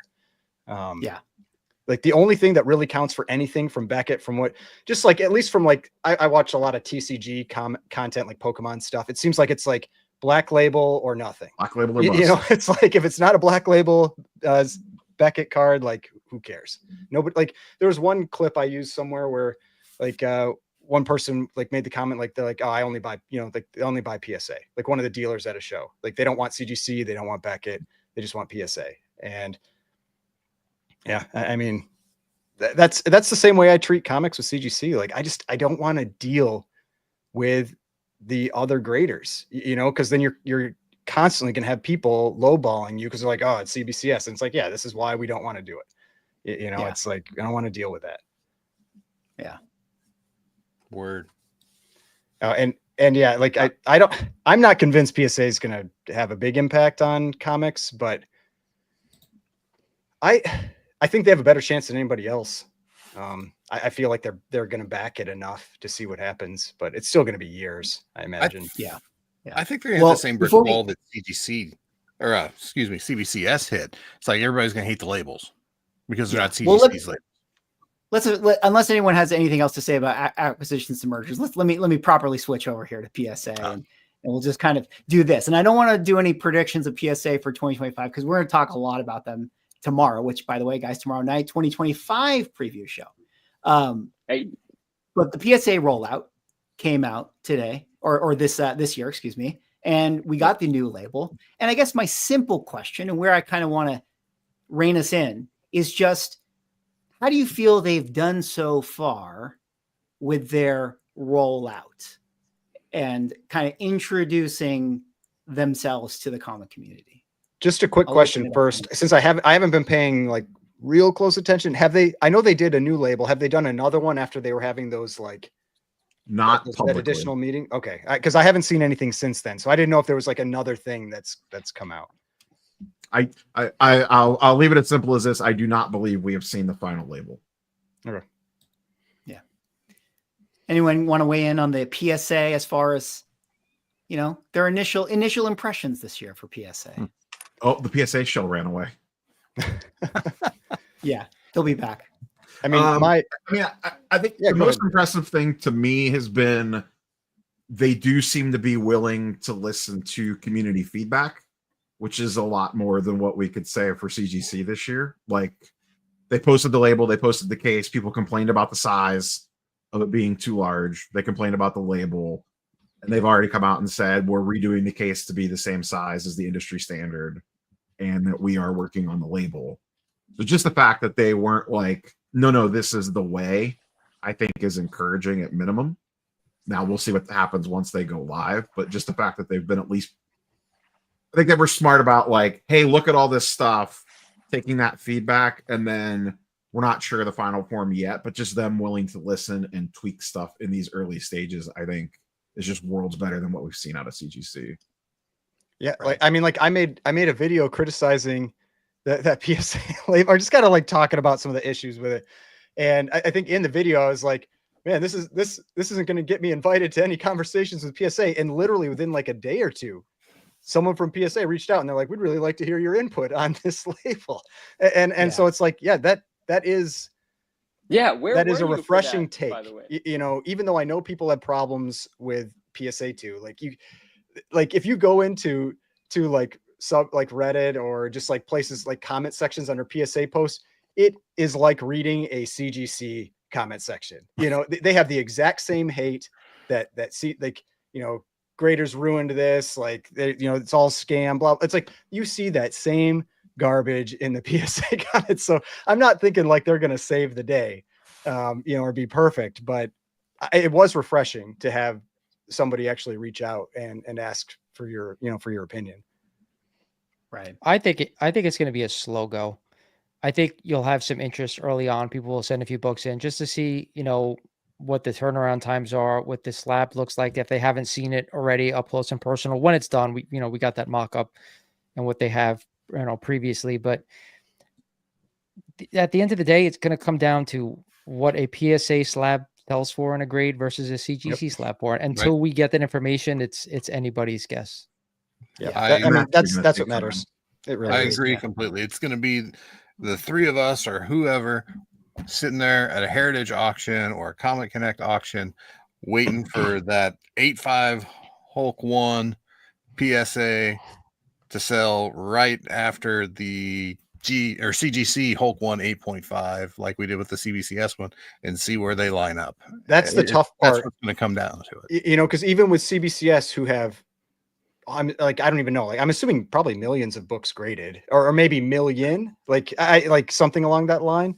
you still almost never see a good like back-to-back example. It happens every once in a while, and it's usually like, I mean, we had that one with the Hulk one, which was a great one where it was a 6.0 CGC that sold for more than a 6.5 CBCS, both white pages, you Is that know, what it was? and Yeah. so and so it was like that was a great example. But sometimes you get it with like ASM 300, like the really common stuff, but you almost never see it. And if PSA is only going to have, I mean, just a handful of books graded at first, and then to have them both appear in the same auction back to back is going to be really unlikely. Yeah, I don't know. And we've said like they should, you know, PSA should have like a slush fund to like bid up their books. PSA Shield. Like, look, it sold for more. Yeah. You're back in action here. PSA Shield, the 99 newsstand. Tell us about how you feel they've done so far this year. Maybe my internet's not holding up because I'm not supposed to say anything right now. Oh, PSA's cutting your cords. Or... Yeah, No, CGC is. Yeah, right. The CGC award has Wi-Fi dampening powers when he starts talking about That PSA. damn Got the gremlins. So hopefully it stays solid. But I like what PSA's done. Yeah, of course, people were not happy with the label. They are making iterations. They've made changes. There's other changes they're making. I'm excited to see what they put out. And I missed a lot of what you guys were saying. But I think there's that core idea that, we can say if someone's not going to like the label, or I'll buy whichever book has, or I'll grade with whichever company has secondary market value that exceeds the competition. But like, that's just going to come with time. I think that's just logical that it's going to come with time. Like, I haven't spent too much time thinking about what their performance out of the gate's going to be, because I don't know that it's all that important. I think what's important is, supporting them while they're working on a product that we might want to invest in or buy, because if they do right by us over time, they have a shot at competing with CGC prices, if not overtaking them. But to assume it's going to happen right away, or to assume that it's a failure if it doesn't happen right away, I don't think that way. Like, I don't see any reason to expect it to happen right away. And I think it's completely logical that it's going to take some time. And I think as a community, there's no way to completely satisfy everyone with the label. But if it's good enough and it's not just, just blatantly ugly, then we'll probably be accepting of it, as long as the books are graded properly, like the core of what we want a third-party grading company to do. But then there's also this other thing that I don't want to lose in any of this. It doesn't matter who decides to continue using CGC or uses PSA and bails on CGC. It just matters that a big brand is able to compete so that it keeps both companies honest. That's the only thing that matters, because when we talk about CBCS in the context of competition, they aren't competition. So it doesn't make CGC sweat. So there's nothing that CGC's threatened by. PSA has brand. See, CGC has brand. Their product kind of fails, but they have huge brand. It carries their product. PSA has huge brand. All they need is product. And now they're working on product. So, dude, they're the only person that can actually compete and make CGC better. And ultimately, we might end up with two good companies as an option. So I think it's a win-win. And I think for me, it's just a wait-and-see approach, or not a wait-and-see approach, because I'm going to start grading with them immediately. I'll be part of the guinea pig rush to see how do their slabs hold up? Are they grading correctly? I'm not going to send $20,000 books in, but I'm going to send 316s, newsstands, 300s, grade ranges. Save your submission, because we need to table that. We're going to get to that. But I think they've done a good job of listening. I think they've done a good job of doing as good a job as they can. And there were a couple of wrenches thrown in there, and they're working on them, like legal stuff. But I'm optimistic, and I think the purpose of them coming in is to evolve the market of third-party grading, and we need a competitor to help that along. So the objective is going to be is going to happen. Whether they end up selling for more, we'll just wait and see. And I don't think there's anything wrong with waiting and seeing. Absolutely. Well, let me just quickly shout out Jebus Creed here with the $10 super chat. Cheers to a successful 2024. Cheers to you guys. Cheers to the panel. Cheers to chat. Carry on. I think the key with PSA isn't about them overtaking CGC.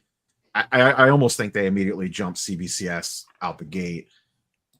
I think the key thing here is they're the only ones humanly possible of keeping CGC honest. Like CBCS clearly cannot do it. Nobody else can. No one's going to trust a pop-up grader.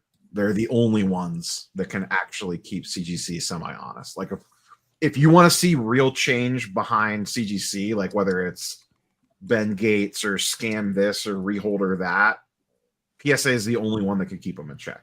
No one else is going to, because the community won't. We've already seen that. Like we ran through the list of things that happened to that grading company this year, and no one cares. Like everyone still submits to them. Obviously, maybe it's affected some stuff, but they are still number one by a mile. CBCS gained next to no market share. Yeah. So the community can't keep CGC honest. Someone else is going to have to. Like, I think it really comes down to as simple as that. And I do think the one thing that they will have a major impact in immediately is magazines. I think they're going to dominate magazines very quickly because of Sports Illustrated, Beckett's, PSA's own magazine. I'm sure people will send some Wizard magazines in, whatever. But I think they will grab a large market share in magazines right off the get. Let me ask a question right quick. That's cool. I know when they first announced the personnel was revealed, there were some dissension amongst some of the serious and long-term and major collectors and sellers out there. Have they worked through those issues, or is there still some lingering concern about the personnel leading and driving the PSA comic book grading? Well, I'll say that from my understanding, there still is concern. When I went to New York Comic Con this year, the head grader was in attendance. So that was during the lawsuits and everything. So it's sort of confirmed that, at least for now, they're sticking with him. So, that's the ship that PSA rode in on, and that's the one that they're going to take into battle next year. So I think, and we'll definitely talk about that and that's a fact. But, to put a little pin on this PSA one, which again, we're going to revisit tomorrow in a big way. Like Lauren said, the only thing that really matters at the end of the day is going to be secondary market sales, which is why we need to move on to secondary market sales this year. Here in 2024, kind of a mixed bag. Like when I was bouncing around and I was looking at the Platinum Heritage Auction at the beginning of the year in January, and then this last one, and looking at the records sales and things like that. And in this year of 2024, we had a Detective Comics 27, first appearance of Batman, set a record in 6.5 for $1.8 million. And only a few months later, we had a Detective Comics 27 in a 4.5 sell for $465,000 less than its previous sale. So we had the same book, different grades, set massive records, and then also flop. And then this was consistent with even the Action Comics #1 that, was recently talked about and stuff. But I wanted to go over to Lawrence with this one. And we had a great conversation on his channel about kind of just the market in general. But I want you to kind of run with maybe a look back on 2024. What's your sense on the secondary market sales? Obviously, you do a lot of content around it as well. Ups and downs. What's your feeling? I've said this from the beginning, and not all books apply to this, but when you're going through any type of bottoming process, whether it's stocks, collectibles, anything of value, you're going to have a lot of fluctuation. So that's what I think we're having now. But as Ryan will attest, because he's covered this a lot on his channel, is that some of those really scarce books from the golden age, it's kind of hard to pinpoint why one would sell for so much more and one would sell for so much less. So to me, I still question what is a real sale, what is not a real sale at times with regarding auction houses. And I could be way off, but to me, sometimes things don't make sense. As far as other avenues of book selling, I cover a lot of comics on IG, a lot of sales. And from what I'm seeing, everyone and their grandmother sells comic books now on IG. And I thank our lucky stars that nobody reports this stuff to GPA or any of the other Go Collect, because if they did, prices would continually just go lower and lower and lower and lower. So I think the market is stabilizing a little bit. We're going to get some really low sales. You're going to get some good enough sales, but I can't pinpoint a reason why certain books like that Tech 27 and a higher grade went for so much more, and then a tad bit of a lower grade went for so much less, unless there was something about the book that really was turning buyers off. But I don't remember what that book looked like. I mean, there's a couple things in there too, is that, like, I mean, I know when I sell privately, I don't have fees. So, or I have very minimal fees. Like, I just have PayPal because that's what I use. And so it's like, I can give a much better deal than if I'm selling on eBay or like, another place like that. So those things have a impact on what people are willing to accept. Like, if somebody reaches out to me and it's a price that still works for me, and I back out those fees, like I'm perfect. Like, I don't care. Like, all I care about when I'm selling that book is my take home, and so, like, if I back out the fees or not, like, whatever, like, it doesn't, I'm generally not trying to sell for full market off of eBay. Like, I'm almost never trying to do that. Right. And outside of like a rare case, maybe a super, rare book or high-end book or something. But I mean, that's the tricky part with private sales. And so, yeah, those are really, I don't know how you reconcile that, like that is definitely a tough spot. And someone commented that about another sale in the chat about the Tech 27, that the 0.5, the garage sale fine one, that was a huge sale. Yeah, and so, like, that one sold for like almost as, like, what was it, like 300 and something thousand, With the like, cover. like half of what the 4.5 sold for. Like, did the action 1.5 also sell this year? Yeah, there was a yes, Frankenstein and that sold one for 400, and that sold for 400,000. Yeah. So, like, the high end, or like, we'll say, I don't know if I don't know what you call that, if it's high end because it's a low grade, but that high end market, it matters so much who's in the room, and that's why, like, people get all upset about like the fees that these big auction houses take. It's like, that's what you're paying them for.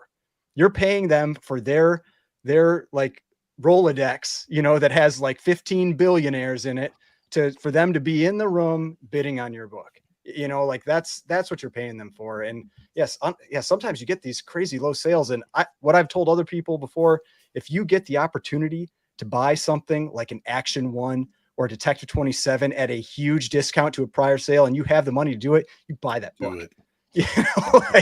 I mean, just like, say you're lucky and go about your business, because we joke about this all the time about, like, when we see some of those books go, or it's like, we know that's probably going to pop up on some dealer's website for 50% more 2 weeks later, and they'll sell it.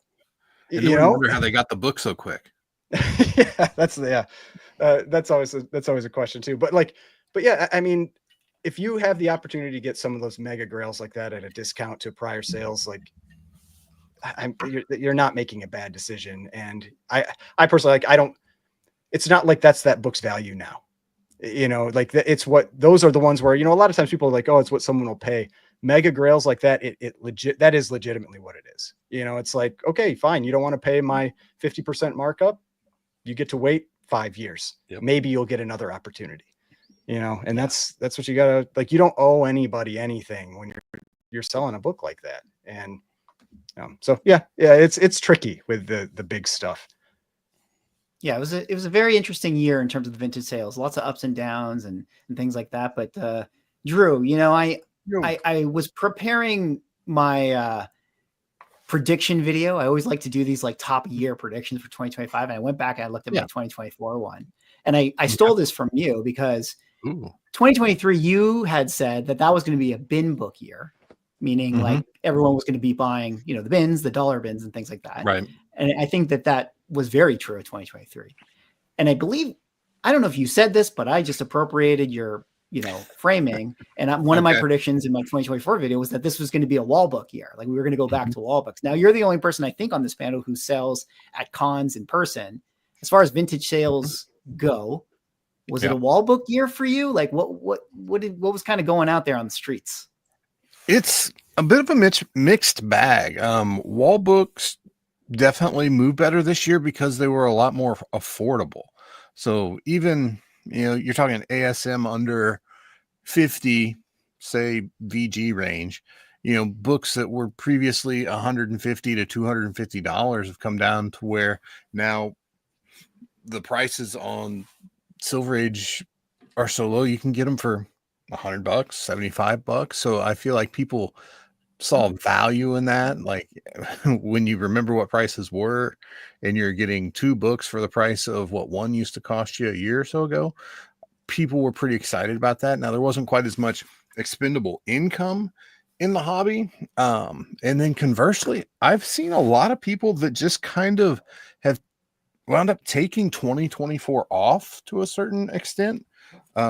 Just kind of backed out. They would still pick up a few things, but maybe they've diversified. They got into this or that as far as collecting goes, maybe went off on a little sidebar, but still saw some really good sales. The lower prices helped, but people were a lot more focused and specific about what they were willing to spend their money on, because it seemed like that expendable income maybe wasn't quite as voluminous as it was in the past. They had to be a little bit more smart, or at least direct with what they were willing to let go of, if that makes sense. It does. Rob, can you port over any card talk into what's going on that vintage sales that happened this year into comics, or make anything analogous here with what you saw in that space? Just not even so much vintage, just in general, it feels like cards have stabilized a little bit more this year. We're not seeing like the swings up or the swings down. It's been a much more, like, at least for the modern side of things, like much more performance based versus just things going up or down willy-nilly. It feels like I don't want to say we fully corrected, but we're definitely coming out of that correction mode from the all-time highs of 2020 and 2021. Still sorting things out a little bit, but it does feel like it's been a more stable year overall in cards in general. This might be on your list or not. Cards right now are basically all in on the gambling like nature of cards and packs, and I know comics have teased that this year, but that's kind of where we're at on that side of the fence. Right. I'll say, like, modern, like, Pokemon cards, at least from what I've seen from the channels and stuff I watch, they're having a pretty crazy spike right now. TCG is a little bit of a different story. I was speaking more about sports cards. TCG, Pokemon specifically, is on absolute fire right now. Like, it is the hottest thing in the market by far. I know just at my local sports card shows, like, over the last couple of months, more and more tables are setting up with TCG/Pokemon. It's absolutely dominating everything because it hits on, you have kids, you have males and females, you have adults, you have older people, because now it's 20 some years old. You're hitting like a massive amount of customer base with it, and there's the game aspect of it, there's the collectability aspect of it, there's the gambling aspect of it, there's a sealed wax component of it. So you're just hitting on a bunch of different markets. That a lot of it really started with their that 151 set, like that 151 set, because I think it brought in a lot of like older, like my age. Yeah, there was a big wave during COVID, just like everything else. Like Logan Paul pumped it, like it got super hot, just like everything else did. And then a lot of people were like, and it kind of started to cool off again. And then, to your point, 151 came out and kind of rejuiced things. And now, closing out the end of this year, they had Surging Sparks, which was a huge popular set, and they already have like 3 or 4 banger sets. Yeah, they got the EV set coming up, which is going to be insane. People are already losing their mind for that, and it's not even out for 2 more weeks. I know tangentially here, just in my area, there was a big push of people coming in as comic dealers in like 2019, 2020, right? People riding the wave up. A lot of those guys are out now, and even more people who have left being comic dealers have shifted into Pokemon and trading card games and stuff. So it's like there's this desire of people out there to be involved in the collectibles market, and they're just following it wherever the hot trend is at the moment. Or that's my Yeah, I mean, one of the guys I used to buy comics from all the time, like I always see him selling cards, basically Pokemon and maybe a little bit of other stuff too, but a lot of TCG. Yeah, it's very interesting. A lot of pivoting in vintage sales for sure. And I, you know, we've had some big ups, we've had some big downs, and even just anecdotally from me, I could tell that, you know, if I did a recap in a heritage auction in like prior years, I can just tell by the views, like, oh, like more people are interested. They want to hear me do this. If I did like a, hey, Detective Comics set a record for 1.8 million, nobody really cares. So I think that thing, or I get less views. So I think that idea, even that you said, Drew, where it's like, kind of feels like people kind of checked out a little bit this year in terms of like vintage comics and sales and stuff, I think is very, very true. And what's interesting about that is because they checked out on that, what they checked into in a big way this year, more than any other, was drama. Oh boy. Y'all been waiting for it. Everyone in the chat, here we go. Popcorn time. We got to talk about drama now in 2024. It was juicy. It was good. It was prevalent. There was a lot of it. And I mean, we got to get into it. And I want to throw it over to my man, Mighty, over here. You know, he's done some very I knew I was going to start this one off. You know, you knew I was looking at you. I was coming to you. You did some parodies about this stuff. Let me do this, and we can take this conversation wherever we want to go with it, because there's almost too many specific stories to cover. But let's just start here. Do you think that drama became so popular this year? And there's always drama. Everyone likes a good little drama story. But do you think it became so popular because the prices went so far down that they kind of like cultivated like a animosity within like the collector community? Do you think that was maybe part of it? Was there like a rage that was boiling in? What do you think? I don't think it had anything to do with prices. I just think that, you know, that there were certain antagonists, certain people who were antagonists. There were, you know, comic thievery going on. We all know about the one. I don't know if I should mention his name or not. That probably started last year. The more that got covered, the more people were going at him, the more he went back at them on Whatnot and wherever else he was doing. Took a long time for him to get kind of thrown off of that. That kind of started everything from my memory. And then there were people covering that on YouTube. They started throwing each other under the bus. And then, you know, people like drama, you know. We can name them out because we're all going to talk about them in good faith. Gem Mint and Comic Tom and Sticky Goose. Like it's all good faith here that we'll talk about. Yeah, I mean, but carry on. To me, it started with the whole Epic Nation thing that happened with him. And him you know, stealing books from people and then, you know, ripping people off on Whatnot and, you know, all that stuff that went down with him. Other people in the community calling him out. Whatnot didn't do a damn thing. He went back at them. It just went on and on. Thorough had a bunch of people on his channel calling him out, which I haven't seen Thorough in a while, so I don't know where he's been. But all that stuff was just constant. And then Sticky started with his stuff, making fun of all of us, everyone out there, and then just antagonized more people. And then other people started doing other things. And then me with my whole spiel, kind of just covering it all, making fun of everything. And here we are. But I will say that, like, it's entertaining, right? If someone like Sticky could go to a Comic-Con and get thrown out of a con, it's good watching. I'm not going to lie to you. You know, some of the other stuff he did wasn't for fun, but going to a con and getting thrown out, I'm not going to lie, that was pretty funny. Everyone could sympathize going to a con and seeing prices out of control, and he just unloaded on people.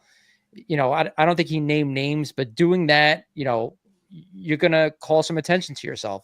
So when you call attention to yourself in a way like that, things are going to happen. Yeah. What do you think, Manu? What's your feeling of drama this year? I don't like it, man. I don't like it. You know, no, it was everywhere. And I took part in, well, I didn't take part in any, not that I know of, but I watched some of the videos and I was entertained, but some of it went a little too far and it was just distasteful. And my energies are sensitive. You know, I've always said that, like, what I take in affects my disposition, my mood, and I'm very aware of that.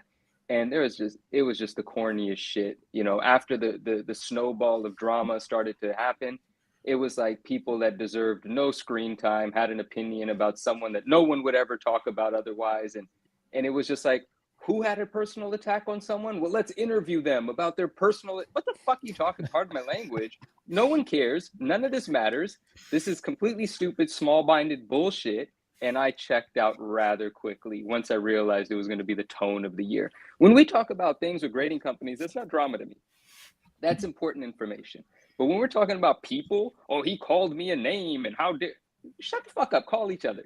Get, you know, it's a little stupid to me is how I felt about most of the drama through the course of the year. But people do care, Manu. Yeah, That's yeah. the thing. It's I interesting. mean, all of us on here are content creators. We all know. I'm the one guy. If we make a video about, you know, the top 10 X-Men books of the year, how it's going to perform versus, oh my God, did you see what Comic Tom did to Sticky? Like, no, and that's a self-fulfilling prophecy, because why am I going to post a 10-minute video that I know is going to be 9 out of the last 10? Anyone that's a YouTube content creator knows what that means.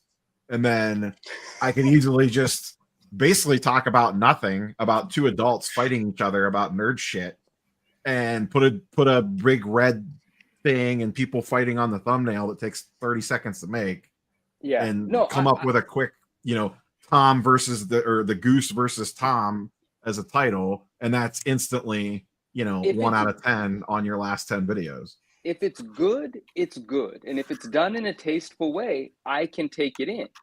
I draw the line at certain things, but you brought up the Sticky Goose. And shout out Comic Tom, shout out Sticky. But, you know, Comic Tom is my guy, and I enjoyed the hell out of that stream. And I was on with Comic Journey, shout out Comic Journey. He asked me why I liked it. And I think I came off wrong when I said I liked it. I think he meant that I think he thought that I meant that I liked watching Sticky, you know, whatever happened through the course of that evening. That wasn't it. I liked that Tom defended himself so clearly, right? And so eloquently and with so much confidence, because he was prepared for that moment, because he's been faced with that moment before. That was more higher level psychology to me. So I really enjoyed it. Like that was not a dumpster fire. You know, it's the dumpster fires that I avoid. If there's some point or some meeting or some intelligence involved, I'm into it. But there's some people whose names I'm not going to say. They're just completely fucking stupid, you know, and it's ridiculous for anyone to watch it or engage with it. But again, it's up to whomever. There's people that do all kinds of stuff that I don't personally allow into my life, like I said, because it affects me. But, you know, you're not wrong. People entertained by it. They love it. And if I were making YouTube content, like on my own channel, I would settle for less views than appealing to that negative thing. I would just be smaller and making content for someone that was, you know, that it was resonating with, versus what we see on our explore pages when we're scrolling, right? Because there's this certain manipulation, because people know how people work. They know that they like the nonsense. I just try to be, I try to avoid it. That's all. So you hit on something that you hit it right on the head when you said that. It's like ridiculous nonsense. And if you've seen my spoof on what I do, and that's what I try to make it. Your videos, yeah, absolute nonsense, because you're never going to see Lawrence's parody video. Yeah. So that's the whole point. Like it's nonsense. It's supposed to be freaking funny. Me dressed up in a stupid wig and me as a news anchor, when totally ridiculous, because that's the whole situation, is that it's totally ridiculous. Yeah. I like you, Drew, because I rock with your energy. You got good energy. Some people have literally, they're just not, they don't have good energy. I can tell when you're doing it that it's in good fun, and I enjoy it because it's coming from you. Some people, they just suck. Yeah. I mean, I avoid all of it. I don't like the drama stuff. It really bothers me. So, I mean, I don't make videos on it. It's the type of stuff where I don't really care. If I know I can get views on that, but it's not worth it to me, so I don't do it. That's my take. But I mean, I don't know. I feel like there's enough negative stuff out there. I don't need to add. Like, I'll add stuff, but I will add the negative stuff about CGC. I feel I'll call them out on it. But dude, it's different. Yeah. I think the biggest travesty of the whole damn situation was that Mother Goose said I looked like I was funny, and that son of a bitch said I wasn't funny. And I got jokes, y'all. All right. Drew does have humorous. Drew has the best sayings ever. Like, you just come up with these, like, I can't even quote him because I don't have the gift of gab in that sense. I'm a writer by day. And Drew's a better writer than I am in his like just casual conversation. I did not get to see the video that got taken down where Sticky roasted everyone. So I didn't get to see what he said about you. Had that video still been up and it got the traction it did, I would have watched it. I would have been like, what is everybody so upset about? Dude, I was the first one in the barrel. Really? And I'm just happy to be ending 2024 here riding Mickey's coattails, you know, just the way I started it. Per the video. Hey, shout out Sticky, man. Shout out Sticky. Shout out Sticky too, but shout out Mickey. Swag, you dude, I owe you so many thanks for like everything that you've done for everyone and for myself this year. Just wanted to say, yeah, man, it's amazing. Oh, let's not get sentimental Okay, yet. right. We're gonna get sentimental I'm later, sorry. guys. He Come said on, he's come on. riding This your is drama coattails. I'm riding time. your coattails. Drama. Love People want more drama. Let's go. Oh, yeah, Let's lead I into it. I forgot. Back to the drama, since that's where we're focused on. I will tell you that, I mean, I got to see the turkey shoot that was that Comic Tom interview. And I know a lot of people who had completely checked out on Tom. Okay. Tom, love him or hate him, he is really good at what he does. And you know, it's Comic Tom is a character. And I think that's what a lot of people don't realize. Like, that is the persona he is online. He's his own person. And I think what happened is, in that moment, the way Tom the person handled Sticky Goose was probably the biggest come up in respect of anybody in this hobby on YouTube all year long. I was getting messages from so many people talking about how much respect they gained for Tom, how they were going back and just looking at things differently based on the way he handled that interview, and just how systematic he was about addressing the points and arguments, if you want to call them that Goose brought up. But I think that is probably my biggest takeaway on the drama from this year. So it's been crazy. If you think about it, all of the drama really started with Acetate Gate, you know, back at C2E2, whatever year that was. I mean, I know I was on the phone the whole damn way back from Chicago for 6 hours talking to people about what they saw and all this. And it's just, we've gone off the cliff since then. So maybe next year will be better. I think you're right. I think it did all start with Acetate Gate. Like, that's the first time I remember like people like freaking. That's when the pitchforks and the torches first came out. Yeah. You know, Drew, what's really, I'm glad you brought that up because I forgot about that. And shout out MJ Comics.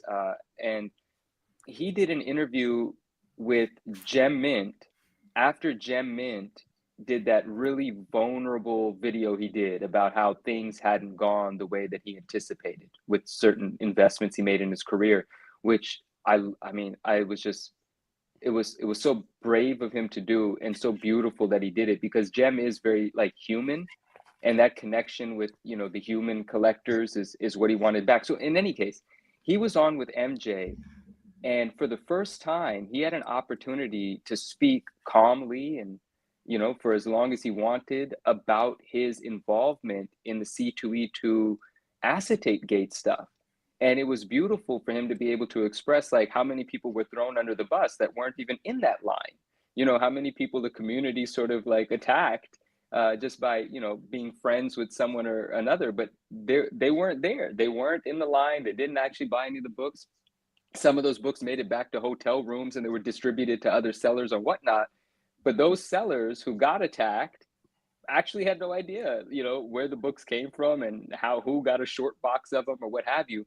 But you're right. That was definitely the biggest first thing to happen, where the community was in an uproar, and rightfully so. That book was not the book that was manufactured. It should not have been slabbed as a, you know, Marvel licensed authentic product. CGC. I tell you. Yeah. Well, you started off asking me if I thought the drama started because of the decrease in prices, but if we go back to Acetate Gate, I mean, I think it just shows. I don't want to say the nature of some of these people who are kind of losing their minds over some of these things, but 2024 must have been a hard year for a lot of people that they were just attack everybody else in the community. I found that a Man. little shocking this year. Yeah. It's all Okay. rainbows and kittens and sunshine when prices are going to the moon. Yeah, Mhm. And right. when it stops, you know that's when the real stuff comes out. You know, when you just can't make the top 5 books that went up every week because everything's going up, and then all of a sudden, you know, you then transition into, oh my god, all these books are crashing content / narrative, and then once that's kind of run its course, now if you're in the content space, you're kind of like, well, what do I talk about now? You know, Yeah. like books aren't Well, I going think- up. I can't really make that video. You know, I mean, I would Disney and happily Sony kinda trade. suck. So like, what am I supposed to do with that video? You know, they're not crashing so much anymore either, so I can't really talk about that. So it's like people start grasping for content, and drama sells whether we like it or not. Like, Yeah. it does. I don't know, I mean, prices were still coming down this year, and I would happily trade like just like prices being flat for not having that content to make. Like, if Yeah, I and could they're still afford- coming down, but it's not like what it was. You know, I mean, maybe you have the numbers to back it up. I feel like 2023 was a lot worse than 2024 in regards to price correction.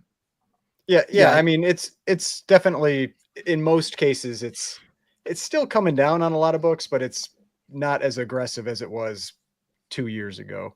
Yeah. Well, it's but- interesting because, you know, Lawrence, I just kind of tried to frame the conversation of like, oh, is that the price is going down? And as we had the conversation, now I start to think about it. And I'm like, you know, I think that acetate situation, which sort of started it, and it all kind of culminated in when Comic Tom was on Sticky Goose's live stream, you know, that entire period with prices correcting and stuff kind of stems, at least in terms of our community, from this like idea of Tom, who does the videos that are like these books, and how people perceive him as like the guy who pumps up sales and record prices and all this. And I think all of this anger had sort of cultivated because as the prices were coming down, it was sort of like, you know, Tom, you told me to buy all these books, and whether he did or he didn't, or you think you misinterpreted what he said, that was what people took from him.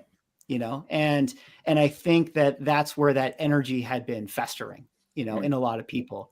And it was very interesting because, yeah, it really just culminated with that live stream. And for me, the most kind of incredible part of it is yeah, like it just, the fallout from it has just been, dare I say this word, like healing. I mean, there's clearly drama, you know, still out there.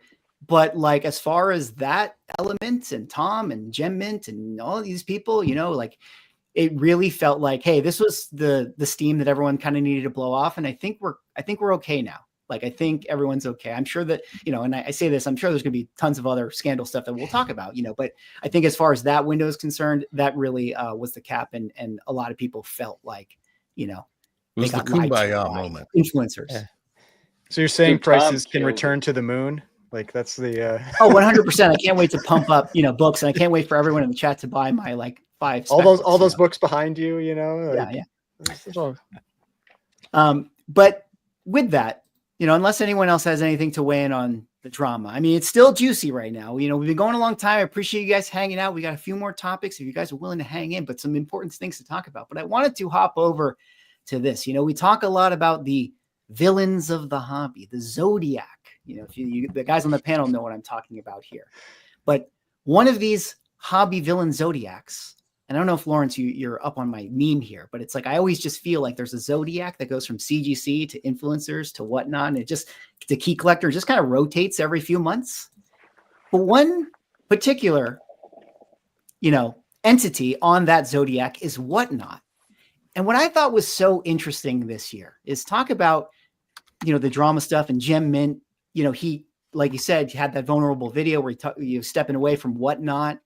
And similarly, I felt like I saw a lot of people who were not cool with Whatnot, that were sort of hoping that eBay Live would be the thing that they needed to do. Like, and that hasn't really kind of worked out. Like, they finally started to capitulate to Whatnot. Like, it feels like people were like, you know what, I'm just going to start using this platform. It's okay. And so my question to everybody here is sort of like, and we're going to get into the Whatnot packs and the trading cards and all that stuff as well. But like, did Whatnot kind of heal their brand just a little bit? I mean, I know they had the Epic Nation thing, but I think he got kicked off the platform. He did. Like, did they sort of repair their image by the end of this 2024 calendar year? I mean, I'll just say that's not really a topic I can speak to too much. I am on Whatnot almost zero. So, but yeah, I mean, I bought a few things on there. I don't have anything against Whatnot. It seems like it's a reasonable selling platform. That's because you're a smart guy with self-control. The problem are the people that the app is designed to manipulate with the gamification, gambling, and ease of spending your money. It's designed to take advantage of dumb people. Yeah, I don't know that we're the Whatnot audience. We're not in our 20s.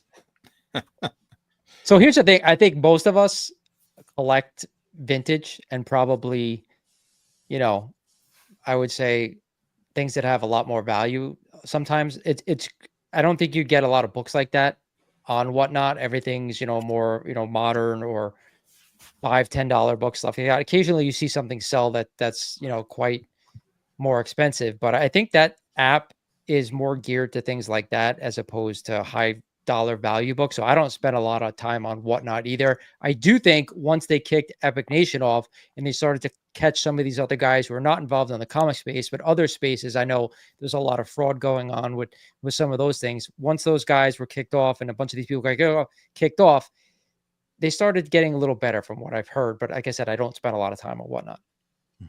Fair enough. Was it so much that they healed their image, or was it just that CGC sucked so much air out of the room that they almost got like a free year?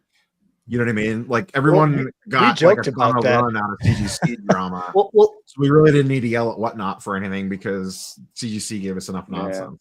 Well, let me quickly. I want to throw this back to you because I do think that there's an element there that like CGC took up most of the Zodiac this year, but at the same time, when the Whatnot packs came out, which were like the trading card simulated Whatnot stuff.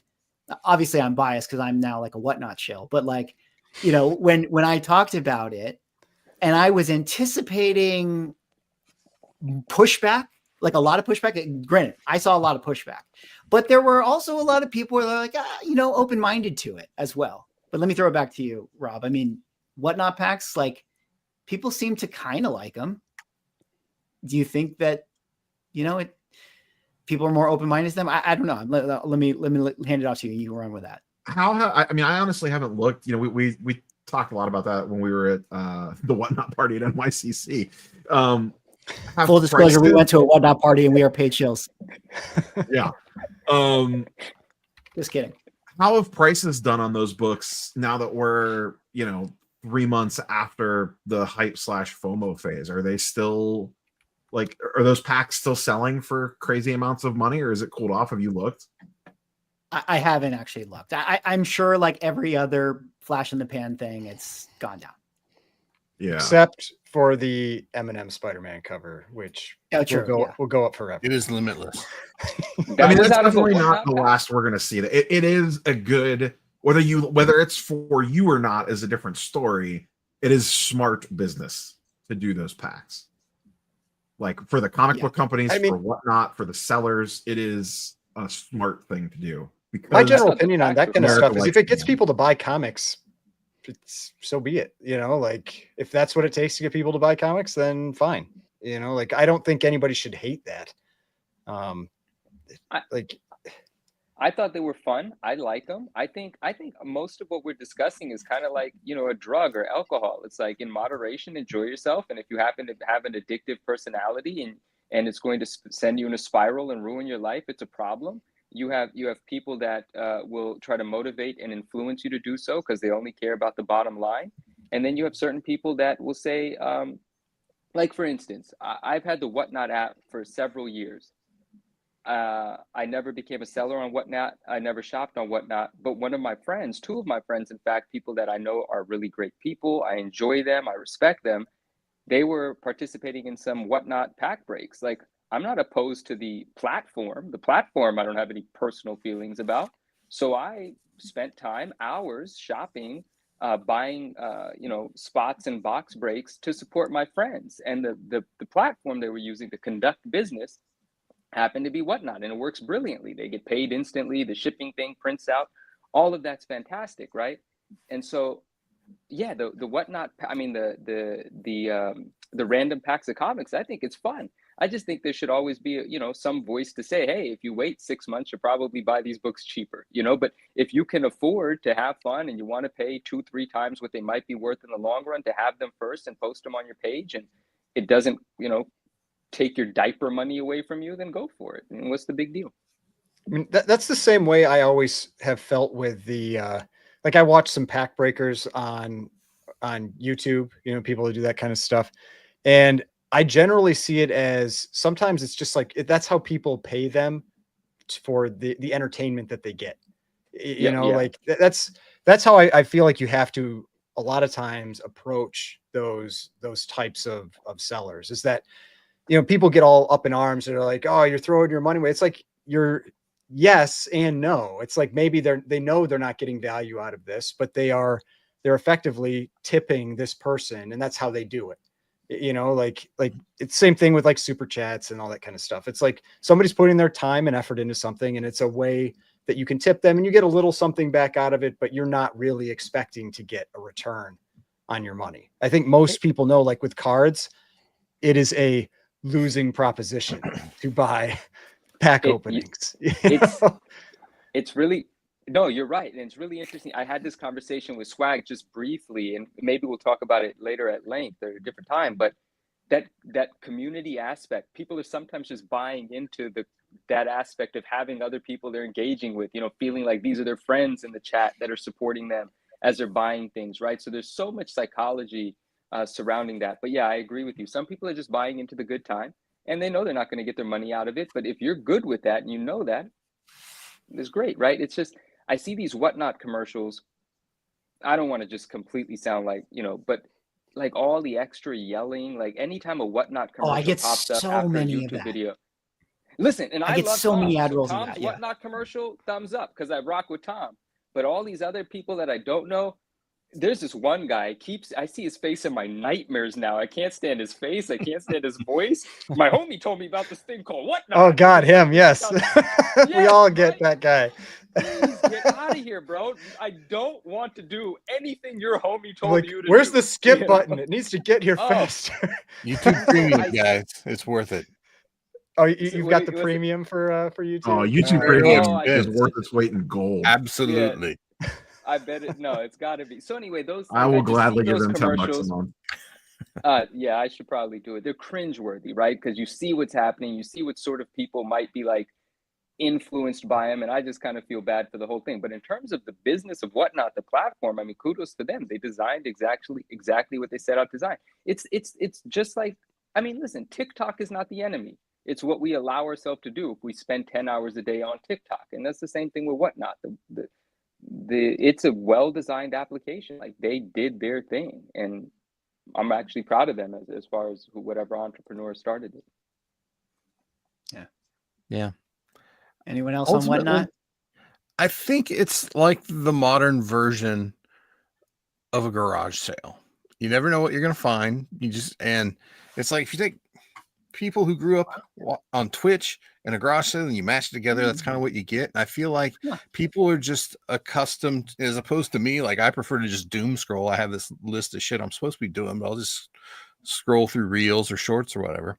They'll just get on there and hang out, and maybe they spend money, maybe they don't, but I feel like it's really accessible and useful for people who are just starting. I generally don't feel like it's for me, because the number of things I want that I'm like actually interested in spending money in are so few and very unlikely to show up in your average whatnot sale. But then, like, when I get kind of bored with comics and I shift over into action figure collecting, Drew, there's some cool stuff. I bought several things to just kind of put in the background or on one of my shelves or whatever here.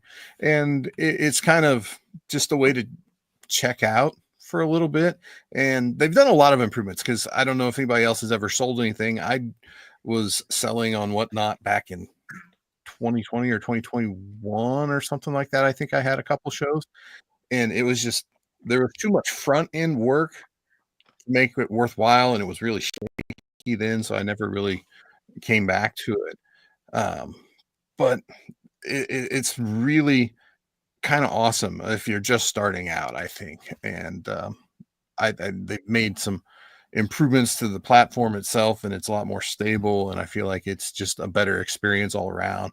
And from what I've talked with, like, I shouted out Ozzy when we first started this topic, because I pop on his shows and it's a completely different environment than when I first started trying to sell on there.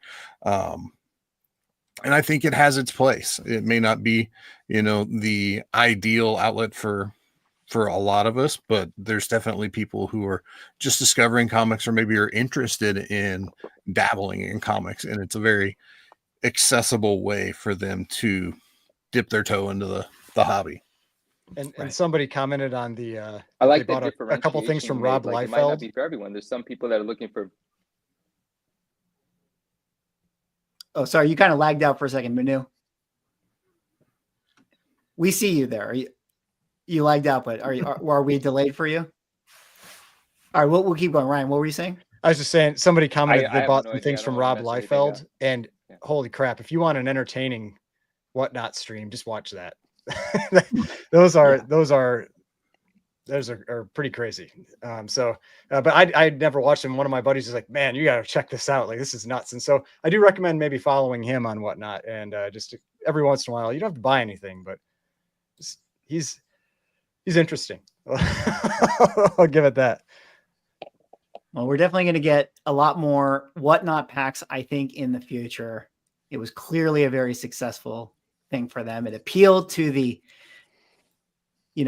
flipper speculator market in a big way, which brings us to speculation. Now, how do I want to talk about speculation? Guys, this was the same year, 2024. We had Xmen 97 come out. We had Deadpool and Wolverine come out. Taylor Swift sold 1 million comic books this year.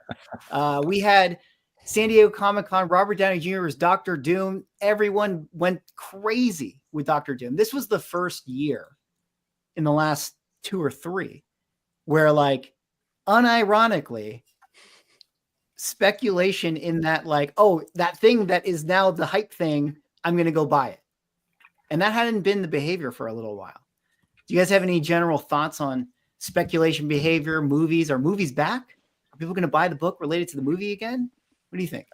I mean, I think it's always true that it's not a good idea to, like, once you come up with like, you see the thing and you're like, oh, I should buy that now. You shouldn't. You should wait. Like, if you really want it, like, wait 6 months, or 6 months maybe after the movie comes out or the thing comes out. But I think it's one of those things, like, as a seller, like, it's good for that side of the hobby that you have some people thinking that that's, something they're looking at again.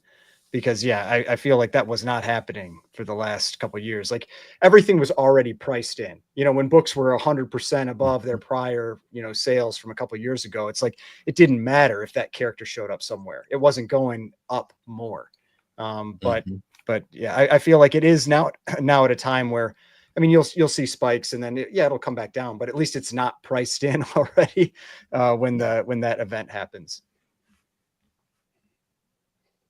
What do you guys think? Any surprises? Big, just the Taylor I don't think Swift it's books, Deadpool. I don't think it's just movies at this point, but I do think what Ryan just said, like, the fact that movies come out, and even with the new books like Ultimate Spider-Man and Absolute Batman, those are good for bringing collectors in, because maybe someone who's just reading Absolute Batman now, and they'll start going in, look at some of the vintage Batman books. So let me see if they didn't know anything about it, or they do a little bit about Batman but never actually read a comic book. Those movies and the new books that come out that are good and well written, they will be good for new collectors to come in. I'm not sure they're ever going to drive prices higher like they did in 2019, 2020, 2021. I think that's probably never going to happen again. I think some dumb money will do that, like in every probably collectible, but I don't see it ever going back to what we had back then. Right. Chat mentioned it, Swags. You forgot the biggest one, Marvel Rivals. That's where I was going to go too. Yeah. Marvel Rivals as well. A lot of spec books, shout out to Jeff the Shark. But it just seemed like there was a lot of return to sort of that thing. And it's never not been there. There's always been, every year I can think of like, oh yeah, this book popped off and I certainly made a video about it and all this stuff. But it just felt like it was a more regular occurrence this year than it had been in prior. And that was sort of my observation. Yeah, I think Ryan nailed it. I think what it really came down to is that stuff isn't quite as priced in anymore. So it has room to go up when the FOMO hits. When the FOMO is already built into the price, it makes it a lot more difficult to go up. And I think that's even if it's only for a short period of time. I think that's where Jeff kind of hit that perfect point. It's not a character that's been around long enough that people are just working down the list of okay, this hasn't been done yet. This hasn't been done yet. So he's still new enough in, you know, the overall world of comics that nobody gotten there yet. So Marvel actually got ahead of the collectors for once and took this character that, I mean, come on, what was it? Gwenpool's pet or something like that, and threw it in a game and it became a thing. And I was working on one of my videos and I had that West Coast Avengers 7 on there as a $50 book. By the time I got done making the list to actually go write the video, it's a $150 book. That's speculation. All right. Yeah. That's people going FOMOing into this thing. But there's still opportunities out there. It's just, it's not going to be the old guard of characters that have been around since the Silver Age, the Bronze Age, the Copper Age. It's these newer characters that might pop off, but I still defer back to my original rule of thumb. That is, if somebody else is talking about it, you're already too late.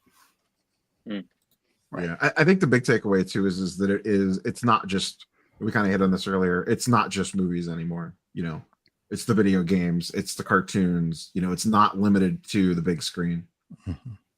Can I ask this? And just out of curiosity, I think that was really aptly put, that you, like you said, it's not priced in like it used to be. And that's why you can see these big giant pops and stuff. Do we want to be charitable at all and say that, like, let me phrase it this way. Are the people who are speccing on books, say this year, the people that bought that Xmen 130 first appearance of Dazzler, that, Dr. Doom, Iron Man, infamous Iron Man cover, all those books that popped off related to the announcements this year. Are those the same people that were buying in 2021?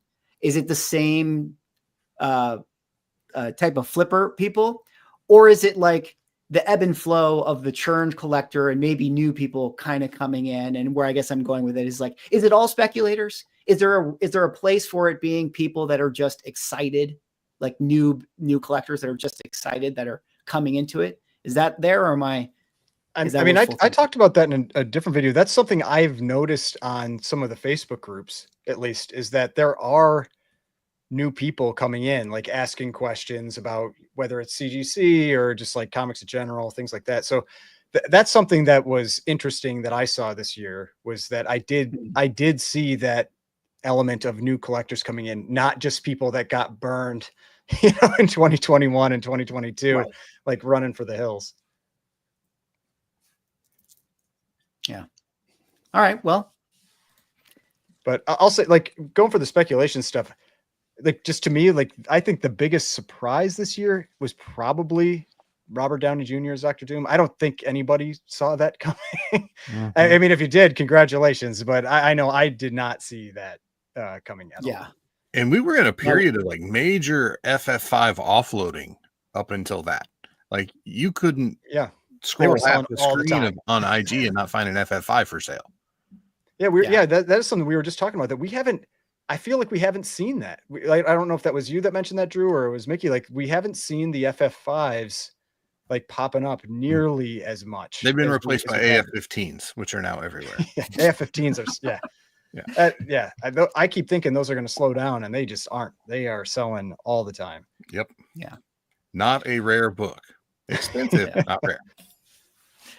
Well, let me move on to this. I have a little section that's called Grab Bag. We're going to make this kind of a lightning round sort of thing. I have a few different little thick topics, and I'm just going to assign it to each panelist. And you guys can give me a little bit thing. And if everyone feels so inclined to respond, by all means respond. But just a few ways for us to kind of get through some of the other big occurrences that happened in this incredible year of 2024 for comic books. Let me just do this. I think we need to quickly touch on this. I'm going to open this one up to 9-9. Maybe Rob, you can weigh in on this one, but Marvel cards. We had the Don Russ Marvel cards pop off this year. Yo, any Don little Russ just Marvel 2024 cards. Marvel cards, like just a little statements about it? Anything to say? Oh man, I got a lot to say. So no, yeah, I mean, yes, I love Marvel cards, and I think they have so much room to grow as a community, as like a collector base. Many of us as comic book collectors, we have nostalgia for them. The 90s, it was so 50-50. You would go into a comic book store, you buy a comic, you buy a pack of cards. It's not like that anymore. The modern Marvel stuff is super complicated, quite annoying. The method of distribution makes it difficult to get it for any reasonable price, so on and so forth. But I love it, you know, and you see how large Pokemon is and non-sport cards. There's this huge market for non-sport, and Marvel just takes this little piece of it. And the community is still small, and there's still like the old guard that's a little protective, sharing their little secrets and whatever. But the cat's out of the bag. I get DMs every day from comic book friends that are interested in cards, and they never were before. More of my comic book friends are sharing card things like happily, not as a secret. They're not embarrassed that they bought a card. They think it's cool. It's a little piece of art, you know? So nothing but optimism for Marvel cards going forward, both vintage and new. The new stuff is going to be very volatile, very gambly, you know, that kind of thing, because it's new. It's a new product release. There's no history. There's no memory associated. We're not buying it to fill an emotional void. We're buying it so we could try to make some money and hit a 101. So it's a different mechanism. But that vintage stuff in, you know, 80s, 90s and older and well into 1966, Marvel's first card set, I just see a great future for it. I think there's historical significance to be sought out. A lot of things people don't know about, fun in discovering. A lot of books, we kind of know all the key books, this, that, and the third. There are key elements to those small pieces of art as well. And I think there's new people coming in every day, huge room for growth. I think it continues to grow. That's my take on Marvel cards. 2025 going to be a big Marvel card year. Very, very well said. All right, Rob, I got one for you. Lawsuits. So many lawsuits. I talked to the hobby lawyer so many times this year. PSA head grader lawsuits, CBCS lawsuits, CGC lawsuits. Why has the comic book hobby turned into a legal drama? Before I get to that, I want to do one thing There you off on the Marvel card thing. This is going to be a big transition year because Upper Deck's licensing ends in 2 days. And Topps and Fanatics starts January 1. So it's going to be a very interesting year for new releases for Marvel cards, just based off that alone. To answer your question, Paul Esco is the gift that keeps on giving to content creators everywhere. I mean, what a treasure for content creators he is. Just finding the stuff for one, and then two, being able to put it in terms that normal people can understand. And then he's obviously very accessible as well. We probably just hit the tip of the iceberg with this stuff. I mean, one, how many of those things that we both talked about just on the comic book side, not even including the card side, aren't even close to being resolved? You know, most of that stuff's going to carry over into 2025. So there's going to be continuing news coming from those existing ones. Plus, I mean, you know, talk about more of this tomorrow, I guess. God knows what next year has in store for us. Like, we always think the previous year was as wild as it could possibly be. How could it ever get crazier? And then it always does, you know? Yeah. All right. Very well said. Ryan, I got one for you. Speaking kind of a lawsuits things, you know what happened this year? We had the fallout from Hero Restoration, where he stole $300K apparently of books. He got caught. The guy who's, I'm sorry, his name escapes me. But we had kind of the settlement of that case. And I guess I kind of want to throw this one to you, just sort of like if you had any thoughts on that whole situation and that wrap up, and maybe you can lean it into like pressing and cleaning and giving your expensive book to someone to trust to take apart. What do you think about all that? Well, I mean, that is a tough one, because at one point that was someone that was very trusted in, you know, the collecting world, that people gave them very expensive books. And I mean, I have a couple pressers that I when I'm getting stuff graded that I send stuff to and I trust. And yeah, you are definitely putting a lot of faith in those people that you're sending those items to. I mean, I don't really know what to say about the hero stuff, like other than that was just a wild story. Like them like finding him, like wasn't he like he had left the city and they found him in some like hiding in kind of in like some building somewhere or something. I mean, like that whole story itself was pretty crazy. But that one also had, I'll say like that one had a lot of red flags for a while. I had sent some books to Hero like maybe 3 or 4 years ago, and I was not happy and I didn't send any more books. You know, it's like if you experience something that's not good or you start hearing things, it's like don't keep sending stuff. Like you don't owe anybody, like with your stuff, you don't owe anybody your business. If you don't trust them, like move on. That's all I can really say for that. But I mean, pressing and cleaning is, I mean, if you're getting books graded, it's a necessary thing. So I'd say you just got to find the people that you trust. Ask people that get lots of books pressed and cleaned who to go to, and who they use. And, you know, maybe only send a few at first, and then send more and more if you need more done. But, I mean, my general recommendation is I do not use CGC. I mean, like I realize that would be like the safest option because you're sending it to the place where they're getting graded and like they're not going to steal your books, but they're generally known to not be very good. The only thing I would ever recommend them for is like if you're getting like a modern book signed or like a bronze to modern book signed to like get it like pressed right again by them right before it gets graded. But otherwise, I've just heard so many bad stories about like for vintage stuff, like popping staples and everything. And so, yeah, that's my recommendation for that. But I mean, yeah, if any, you know, like I won't talk about it on here, but if I have my recommendations, if anybody ever wants to know, they can reach out to me. I've made videos about that, about who I use. I mean, yeah, it's a necessary part of the hobby. If you're grading, if you're not getting books graded, not really a reason to do it. That like, I probably wouldn't if I wasn't getting them graded, but yeah. All right, Lawrence, I got one for you here. You know what popped off this year? I'm sure this showed up on your show when you're covering trending or hot 10 stuff. You know who popped off? Did we forget about Dave Stevens? Remember when Dave Stevens, everything was just blowing it up here this year? I mean, now we're in Mark Spears world. Like Mark Spears is just everything just blowing up. I'm going to kind of throw a couple things. I kind of want you to mostly talk about Dave Stevens, but like also you mentioned Absolute Universe and Ultimate Spider-Man 1, you know, these books that popped off. What does that make you think of, you know, with Dave Stevens? It's just, wow, I can't imagine. Why would anyone like those covers? You know, I mean, the guy's artwork is great. Don't get me wrong. Like absolutely beautiful stuff. Very, very talented. But the amount of the dollar amounts that people were spending on these books that had no, I don't want to be an asshole, but no significant value outside of the artwork was crazy.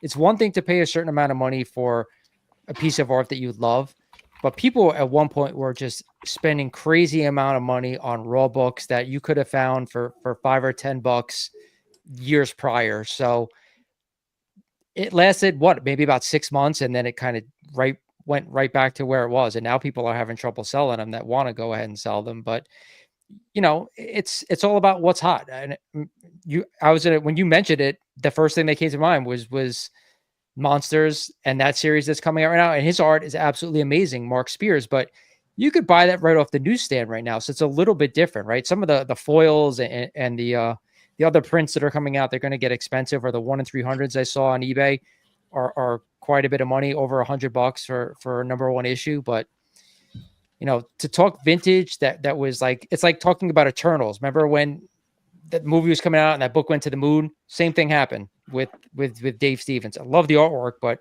what people were paying price wise wasn't nearly what it was worth. And I mean, like when that was happening, I made a video and I was like, be careful with this stuff right now. And I got attacked in my comments. Like, you don't know what you're talking about. You know, and it's like, Mighty's going to get canceled for your take on that one. but yeah, I mean, it's yeah, people don't like it when you're saying something like that's going to go back down, I guess. But yeah, yeah, I mean, I like I said, like people comment like in the chat, I see like why people like the Dave Stevens books. Yeah, I mean, they are fun books to own, but they're like they were some of those selling for like $3 grand, $4 grand, and like 9/8. I mean, there's a dealer that at one of the shows I go to, and I was talking to him, and he's just like his whole like his bottom like 2 shelves on his wall were all David Stevens. He's like, I'm selling all this stuff right now, you know, and it's like, yeah, like It was a great 6 months. Let me just say. if they're putting all that stuff up, you know, just no, that's probably not the time to buy it. Yeah, once people are motivated to send in a CGC, then the supply is going to go up. So it just came out of nowhere just because of that Netflix special that came out about him. That's what, like, I didn't even watch the next. Somebody told me about it. I didn't watch it, and because I asked the question, why all of a sudden is this guy hot? I didn't understand it, and then all of a sudden somebody told me. I'm like, all right, is that a reason why all this stuff should blow up? But this stuff has been around for ages. That's what I heard too, and I'm still not sure if that's the reason it pops. Like, I have such a hard time seeing that, but that's the only thing that it could have been, you know, like. But I'm trying to think if there's something else comparable to that maybe caused like a show or something like that. But I mean, there's one thing I'm thinking of, but I'm not going to say it. All right, well, let's table that and let's go over to Drew. You're going to take us home on the grab bag section here. Alrighty. Now, as far as books, unlike Dave Stevens, that will go down, these books will never go down in value. Can you settle this for us once and for all? Okay. Your word is God now. When you say this, and let everyone in the chat know, is Frank Miller's current artwork good or bad? Is this even a question? Like, are we just asking rhetorical questions at this point? Because the shit he throws on paper anymore is awful. He's just cashing a check. He's just walking up to the machine, pushing the button, and we throw money at him. It's ridiculous. I've seen kindergartners with Crayola do way better pieces of art than he's turned in the last 10 years. But, you know, let's just admonish everybody for not knowing Dave Stevens coming into this year. And while we're at it, we'll admonish everybody for actually paying for those god-awful covers, because they got to be selling them, because Marvel's not paying him to do those things if they're not selling. And let's be honest, Frank Miller doesn't do anything on the cheap except for draw comic covers, because they're all ads. Well, he certainly drew a lot of them this year that were eclectic, I would say, in terms of their style and taste. But that ends the grab bag. Yeah. Like, there's some Black Canary cover he did, I want to say in the mid-teens. She looked like it was horrible. It's just we saw this coming. That's all I'm saying. Yeah. Well, that ends the grab bag section. Although I'm going to give myself just a quick little grab bag thing. It's something I do want to kind of talk about because it's important. This happened in 2024. We had the Ed Piskor taking his own life, a comic artist and a YouTuber. And I don't want to really get too much into it because it's a little painful for me to talk about, but I did just want to frame this very quickly and just make a mention, you know, as we wind down that, you know, take care of your mental health, guys. It's very, very important. There was a lot of drama this year, a lot of emotions going around. Very important. Manu said, protect your energy, you know, and I know this sounds cliche. I know comic fam is a meme, but there is a community within comic books, and it's very, very important that you find your community.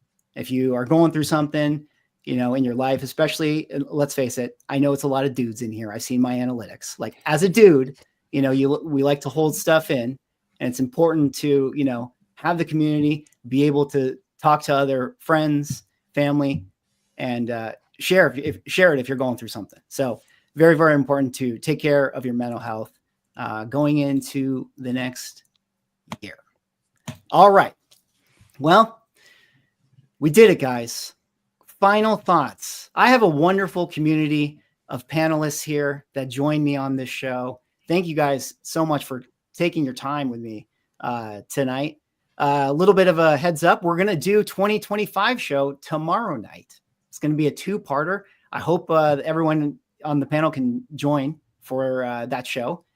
Maybe we'll get Brian McClay on that show. I don't know where he is, but I'm sure he's going to send me a He's just a little late. we love Brian. We love you, man. But anyways, guys, final thoughts. Anything we didn't discuss? Anything you want to revisit before we sort of wrap up the show? Let's put it out there.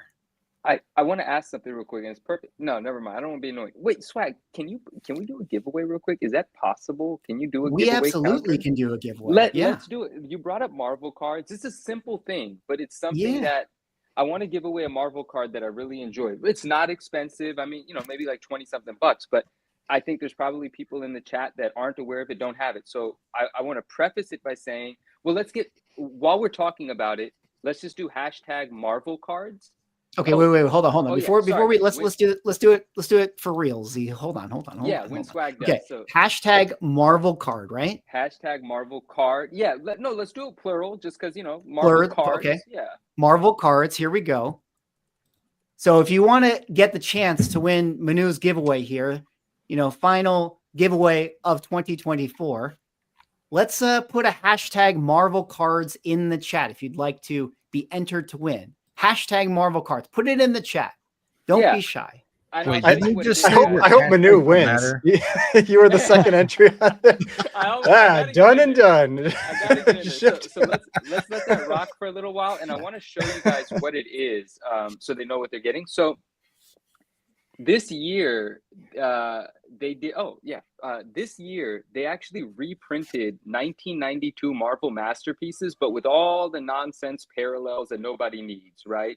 And so this is a Joe Jusko Spider-Man card that was originally done in 92. This is actually the original. I'm not giving away the original. I'm giving this away. I'll show it in a second. This is the original, but this is the prototype. It has slight design differences, but anyway, this is the Joe Jusko card from 92. The 92 set was reprinted, and they did these cover variants where they actually took the trade dress off of a different book. This was taken off of ASM 350. And so they take the trade dress. It looks so good. And this is also the rainbow parallel. So you notice that sort of oil spill refractor sort of shiny thing. So this is the rainbow parallel of the cover variant parallel of the base card. This is not one of the number ones, but you can see it says, what does it say? B7V, V for variant, or 87, whatever the card number is. And so it's just one of the best looking cards in that set. It is undeniable how good that card looks. So I'd love to ship this out to whoever wins. It doesn't matter where you are. If you're in Canada, good luck to you receiving it. If you're international, I'll ship it to you too. But I hope someone enjoys this card. It's like one of the best looking Marvel cards that's ever come out. It's an homage to this one of the OG classic Marvel cards. Cool. Very cool. Well, how many entries we got? 65 entries. Nice. All right. Hey, listen, shout out to chat. We had over 300 people, hanging out with us at certain points tonight. We got 66 that are wanting the Marvel cards here. I'm going to count to 5, and I'm going to count to 4, and I'm going to have 3 and 2 and 1. And I'm going to hit the button, and here we go. Look at that. The slot machine is going. Who is going to win? Slowing down. The card. I thought it was going to be Dan. I was going to say it was rigged. That's awesome. My man, please. I'll reach out to you too, but just shoot me a DM with your shipping information. We'll connect. Congrats, man. That's very cool. And thank you for always being such a great supporter of everything we do in the community. So that's awesome, man. And thanks for letting that happen, Swag. Yeah, absolutely. Well, thanks for the giveaway. All right, guys. Final thoughts 2024. Anything we didn't touch on? Any little last words? The floor is yours. Well, I'll say, because I saw a comment from Flip Mode Comics earlier, and I never got around to answering it. They asked about that Marvel Spotlight 5, 9.8, and 9.2 that got switched. If they've been fixed yet. And from what I've seen on their site, they have not. They have not been fixed yet. It is still the picture of the 9.2 in the 9.8 is still the one that has the 9.2 book inside of it, whereas the split at the top staples. So, Ryan, that's actually very important for us to talk about before we end this episode, because that was a big thing, big mistake. They make those kind of mistakes often. But what was it again? You did a video. It was a 9. Yeah, I mean, honestly, I think that was one of mean, the Bengate stuff, it's like, that's like a problem with manufacturing. But that to me was, in terms of grading, that was probably the biggest mistake they made this year, that I know of, you know, like, and it was basically somebody had sent in like a lot of like 18 books or 20 books. It was a very high value submission. And there were 4 or 5 Marvel Spotlight 5s in that submission. And one of them came back a 9.8. And when I looked at the book on like detailed, like you look at it on CGC's page, I was like, man, like this does not look like a 9.8. And it's, you know, like a lot of times people are critical of this kind of stuff and whatever. And but there was a thread on the CGC forums about it, and CGC ended up responding. They're like, oh, we accidentally swapped 2 of the books, and it ended up that the 9.2 was in the 9.8 case and vice versa. And so that's why, and that's like a 9.8, if you're not aware, is like a $400,000 book. I really would have appreciated it if it isn't my 9.2 back in a 9.8 slab. I'm just saying. I mean, in a 9.2, I think is like 7,000. So Yeah, like, I mean, like, seven. and it's because there are only 5 of them, you know, there were only 4, this added another one, you know? And so like, to me, that was like financially, like one of the biggest mistakes that's probably ever been made, at least known, for a grading mistake. And it's just, that was one where it's just like, it's absurd. Like that shouldn't happen.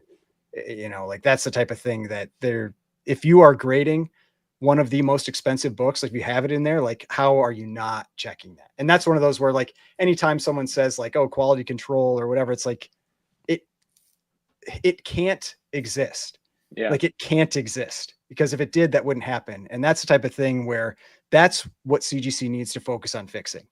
Like that stuff should never happen. Nobody should ever be able to make a video about it, because it should never happen. But yeah, that was probably one of the wild, and that was very recent, but that was like someone had reached out to me on Instagram and pointed me to that. And that was one of the wildest things I saw. I love the poetic irony of that. CGC started the year with label swapping and ended the year with Now they swapping swap their their own own labels. Swap their own. Hey, but Ryan, like if you play, like this one's being resolved, right? Because I guess it's being resolved. But if you play, I would hope, you know, I would hope, maybe right? if we get If around to this it. happens, because I had a friend that had a 9.2 and a 9.8 ASM 300, and they got swapped out. We clearly knew that the 9.2 encapsulation had the 9.8. And so if you wanted to be a real shithead, you can sell the 9.8 encapsulation, since everyone just buys labels, and resubmit your 9.2 and screw somebody and double your money. Well, I mean, honestly, like I saw the post, you know, the person who got it like on Facebook. And so, and like, I know CGC said they reached out to him about it. And I was like, what if that person has already cracked that 9.8 out? Because like, I can almost guarantee you, like if you got that back and you're like, man, I didn't think this one was like, I thought this was the better book. Like I'm going to resubmit that. Like they might've cracked that out that day. It might've, cause that was graded like a month ago. They may have already mailed it back for all I know. Yeah. You know, I mean, it's the type of thing where you just like, you may not think that they made a mistake. Like if you don't know, you may not think they made that mistake, and you just go, man, like I'm going to send this one back in. I think this is at least a 9.6 or something, and make like, I think a 9.6 is like 60,000 or whatever. So I don't doubt that is something that would happen. Because we've all seen books that you're like, that doesn't feel like the grade. And I think it can resubmit, like, and nobody would think anything else about it. But the only thing that really gave that one away was the label notes were accurate for what the flaws were. Well, that's and so like the 9.2 said it had the split at the top staple. And so then when you went and saw it, but the only reason you would even know you can do that is because we currently have the ability to check other books and submissions, which I know we all think is probably going to go away at some point. But yeah, if that didn't exist, like if me or whoever else like isn't able to like go like, oh, let's look at all the other books in the submission, you would have never known that the other book in that submission had the correct label notes for that book. But right. Yeah, no, that was crazy. That was one of the one of the wilder things that happened. For sure. Yeah. Any other little final thoughts, guys? 2024 was a rough year. So I'm hoping 2025 will be better, but who knows? We'll talk about that tomorrow. Yeah. I told you guys in our chat that I've got this concept of a video I'm working on. I think it sums up 2024 pretty good. And the title to that video will be Sometimes Collecting Comics Sucks. And that was 2024 for me. Yeah. I had a great time in 2024. I hope 2025 is even better. Okay. Anything you got, Rob? No, I think this was the year of CGC, and I think next year is going to be the year of CGC versus PSA. Yeah. Yeah. Well, we will definitely be talking about that tomorrow night. Everyone in the chat, I appreciate you guys hanging out. This was an awesome show. It was a wonderful comic book year. Thank you guys for watching our videos this year, and please, if you haven't been following or subscribing, our other panelists here, please do so. Como, Neo, Mighty, 99, and Automatic Comics. Go over to their channels and, give them a sub. They make amazing content. And I'm lucky to have them on the panel tonight, and I'll look forward to our panel tomorrow. But with that, guys, thank you so much for watching this evening, and we will see you all in the next show. Take care.